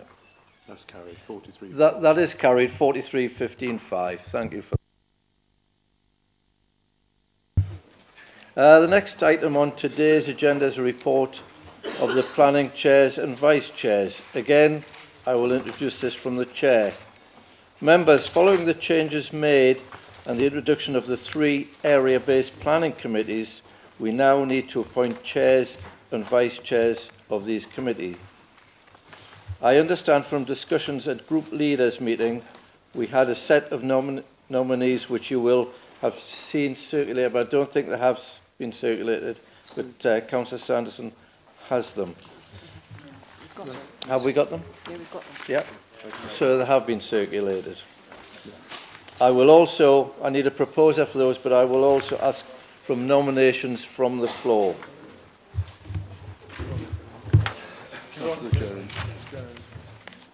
Councillor Jones. Chair, before you just move on, we've been circulated with the list here, which says it's the final list today. It has me down on the West Area Planning Committee, and I'm not. So.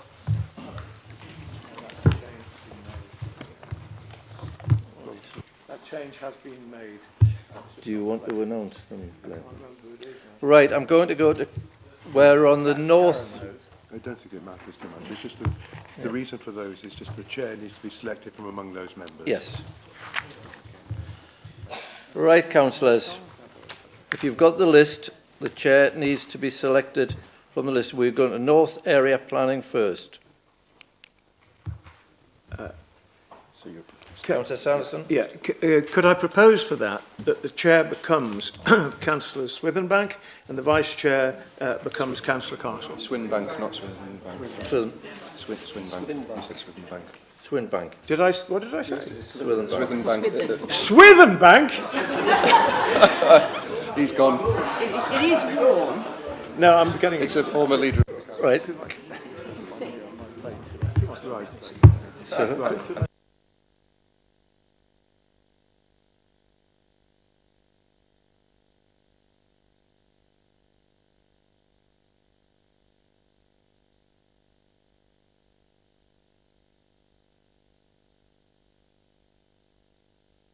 right, ladies and gentlemen, are there any nominations from the floor? Councillor Nicholson's got a hand. Councillor Nicholson. Yeah, can I propose Councillor Nicole Brooke, please? Yeah. Nicole Yes. Brooke, yes, yes, you can. That's fine. I presume that's for chair. Right, we have 2 proposals You just take for a vote. chair, Councillor Swinbank and Councillor Brooke. Can I have a show of hands for Councillor Swinbank, please?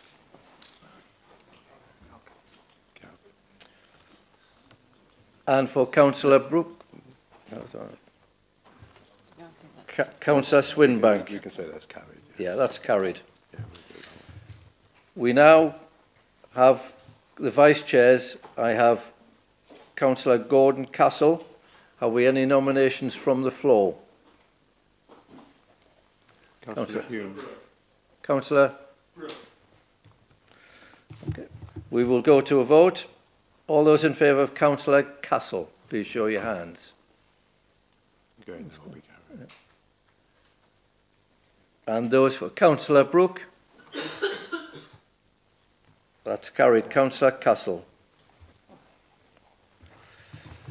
We now go to South East Area Planning Committee. We have nominations already in.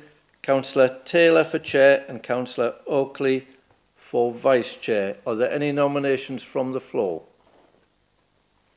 Councillor Nicholson.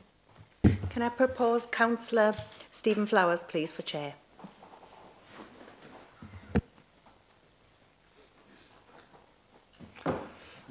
And nominations for vice chair?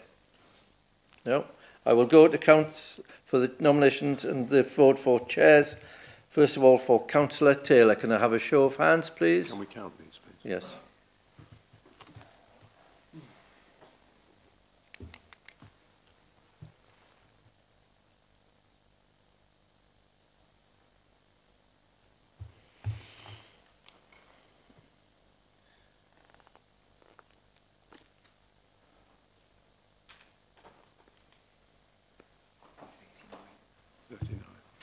And for Councillor Flower, please, show of hands.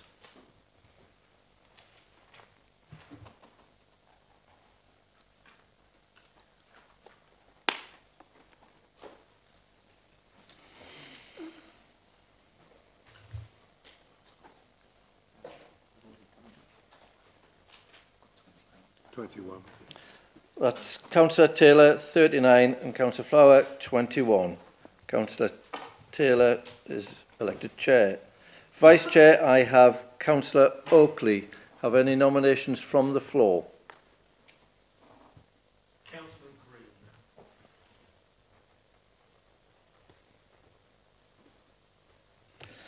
Okay, can we have a show of hands for Councillor Oakley, please? Let me count them again. We okay, we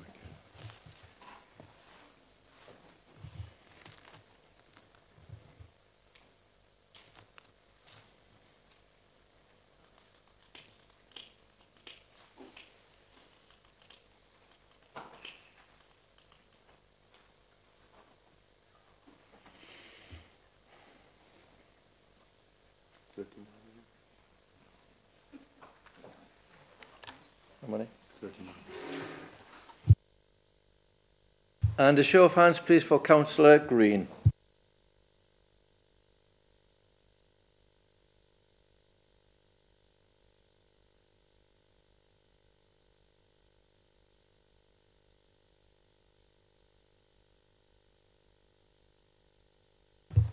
Again, we have Councillor Oakley, 39, Councillor Green, 21. Councillor Oakley has been nominated for Vice Chair. We now go to the West Area Planning Committee. For Chair, I have Councillor Phyllis Aiken. Could I have any nominations from the floor, please? No nominations. There are nominations. Then Councillor Phyllis Aiken is voted Chair. On for Vice Chair, I have unopposed. I have Councillor Oliver. Any nominations from the floor, please? Councillor Oliver, unopposed. Thank you for that.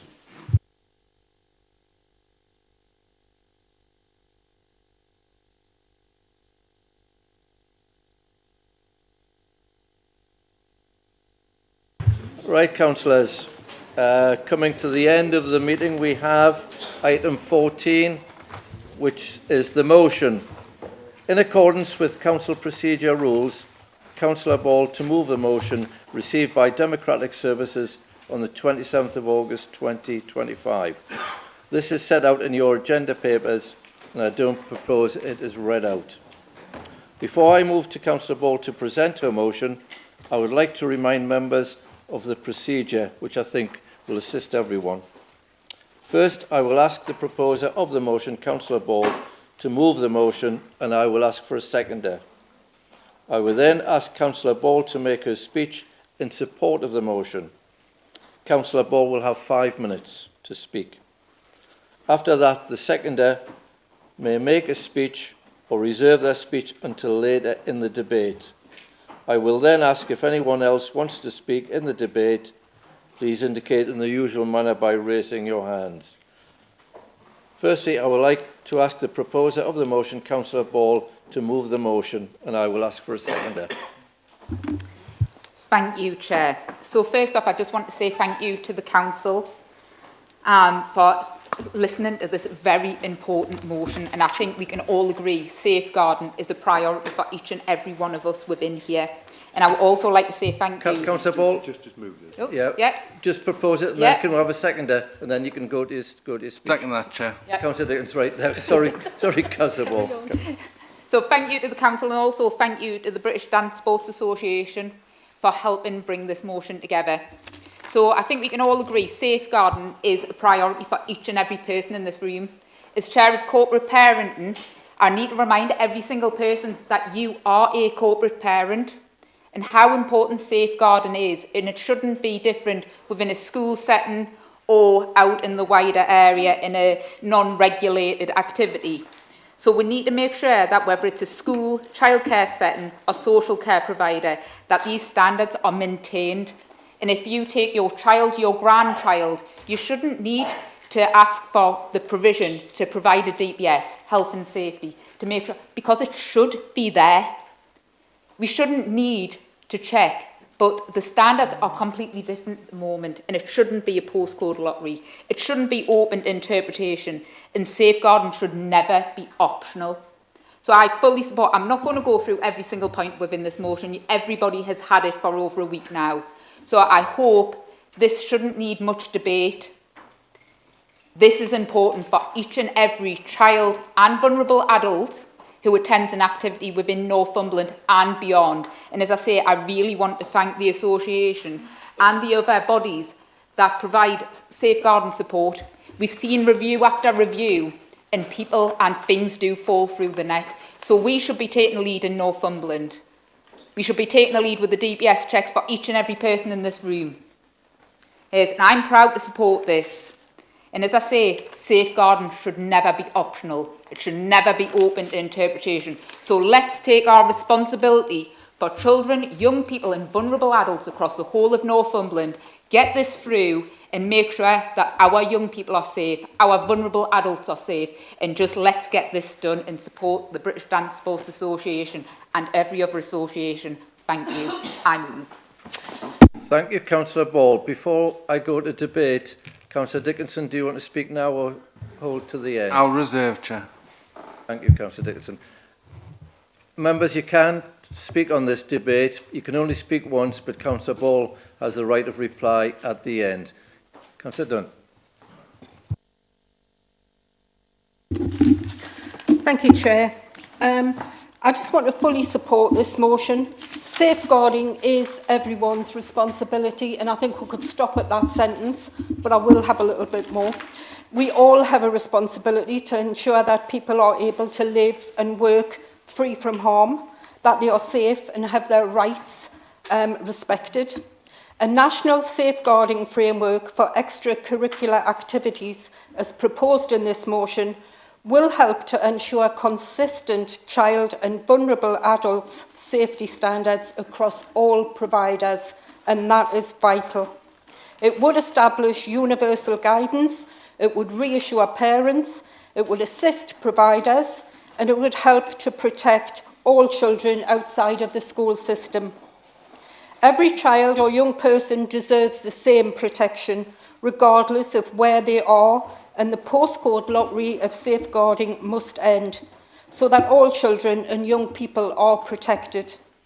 A framework provides clear, consistent and mandatory safeguarding standards for every organisation working with children and young people, and it ensures everyone meets minimum requirements. As our kids return to school at the beginning of this new term, extracurricular activities and groups help them grow in confidence, they make new friends, they learn new skills. But we have to know that they are in a safe environment. The majority of organisations that run extracurricular activities take safeguarding very seriously, and they do work hard to protect the children in their care. But there is no legal requirement around that, no standard. So whilst many clubs put strong protections in place, some do not. Safeguarding has to be a shared responsibility, and as councillors, we must work together to protect all our residents. By maintaining high standards of conduct, by ensuring that safeguards for all residents are in place, and by making sure that we ourselves are DBS checked, we can foster respect and help prevent the abuse of power, protecting vulnerable individuals. Please support this motion. Perfect, Councillor Dunn, thank you. Councillor Bourne. Thank you, Chair. Yes, I fully support this motion. To declare an interest, I'm a trustee of a charity that works with children, and we as trustees are all DBS checked, and all the people we work for are DBS checked. Many people outside this chamber will be surprised that it's not mandatory at this time for those working with children and vulnerable adults. I think the law should be changed, and we should be supporting this. So therefore, I will be supporting it. Thank you. Thank you, Councillor Bourne. Councillor Dale. Thank you very much. I think probably a lot of us have all been involved with safeguarding in one way or the other, and how important it is. Just can I ask the council, please, their position?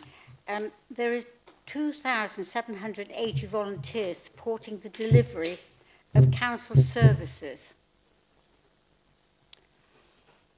So can I just, it's a legal thing really maybe, I'll repeat it again. There are 2,780 volunteers supporting the delivery of council services for this council. Can I ask you whether they should have a DBS check? Because if they're working at a library, for instance, they will be working Councillor with Dale, children this is with debate, disabilities. and it's not up to the council But to I'm answer. asking then, can I debate the point then that I think maybe we should be looking at the volunteers, which sector they're working in, and whether they should be DBS checked as well. Because to me, that is important. Thank you, Councillor Dale. Councillor Fitzpatrick. Fitzgerald, sorry. It's been a long day. Thank you, Chair. It's not over yet. With this debate, I totally agree with DBS checks for all those that work with children and vulnerable adults, having worked in that sector myself. My concern is within the Education Authority, right, itself, that children, I've got 2 grandchildren, they're going to school, and they could be forced to attend religious education that is not Christian. I'm totally against it. We are a Christian country and have been for centuries, and must remain so. Right? My concern is that those children could be brainwashed into other things. I totally agree with... Ladies and councillors, please, everybody has the right to speak. And Some you will people respect need to that. read what's going on in the rest of this country and nationally as to what's happening in other schools, other education authorities, and it's coming northwards. I'm concerned about the education in religion for my grandchildren in this Northumberland county of ours, right? So not only do we have to protect them outside of school activities, etc., but also how about looking inside our schools? Thank you very much. Thank you, Councillor. Councillor Sanderson. Thank you. Music, accompanying music. It's not me. It's the reform. It is not the me. reform. Yes, Yes, it is. Yeah. Oh, yes, it is. We never sound that good. I have to tell you, I've got a note from the chief. I have to tell you, I've got a note from the chief executive to say those doors are locked. And the only way you can get out is past that handsome man in the yellow jacket. And good luck to you if you try. No, I'm just basically, Chair. I want to say this: that the Caroline, I want to say this: the Conservative group support this motion. We have taken advice around what potential implications there may be around finance or resources, and I'm satisfied that there are none. Therefore, we are glad to support this. I think we should put the matter to the vote and go home or go to the pub. I'm going now to... do you vote? I'm going to Councillor Dickinson, a second to sum up. Don't worry, I'll keep it very brief, Chair. I think everyone's covered the importance of this and the points. Thank you to everybody who's indicated support.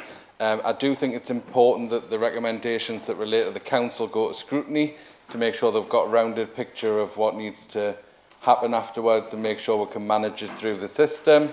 And no, it wasn't. Shush. Do you want to go to the pub or not? And yes, we do. If we could all receive a copy of the letter that gets sent supporting the national framework, that would be great. Thank you very much. Yeah, well, that'll happen, Councillor Dickinson. Councillor Ball, did you want to reply or just take it? Just quickly with my right to reply, should the over 2,000 volunteers be DBS checked if they work with vulnerable adults and children? 100% they should. And if they're not already, why not? And with regards to religion, it's not in the motion at all. And if we're going to take religion out of schools, I stood in Cavendish Primary School in the 80s and sung religious hymns day in, day out. So are we going to take all religions out of schools? So, as I say, it's not in the motion. So can we park that for another day? And please, can we stand united in safeguarding our children, young people and vulnerable adults in Northumberland and make sure that this association is supported, because we need a national framework. We need something done about it, because if people are falling through the net, then if it saves one child or one vulnerable adult from exploitation, then it needs to go through, and it needs to go through today. Thank you for your support, and I welcome the support from each and every one of you. Thank you, Councillor Ball. And councillors, you can applaud if you like.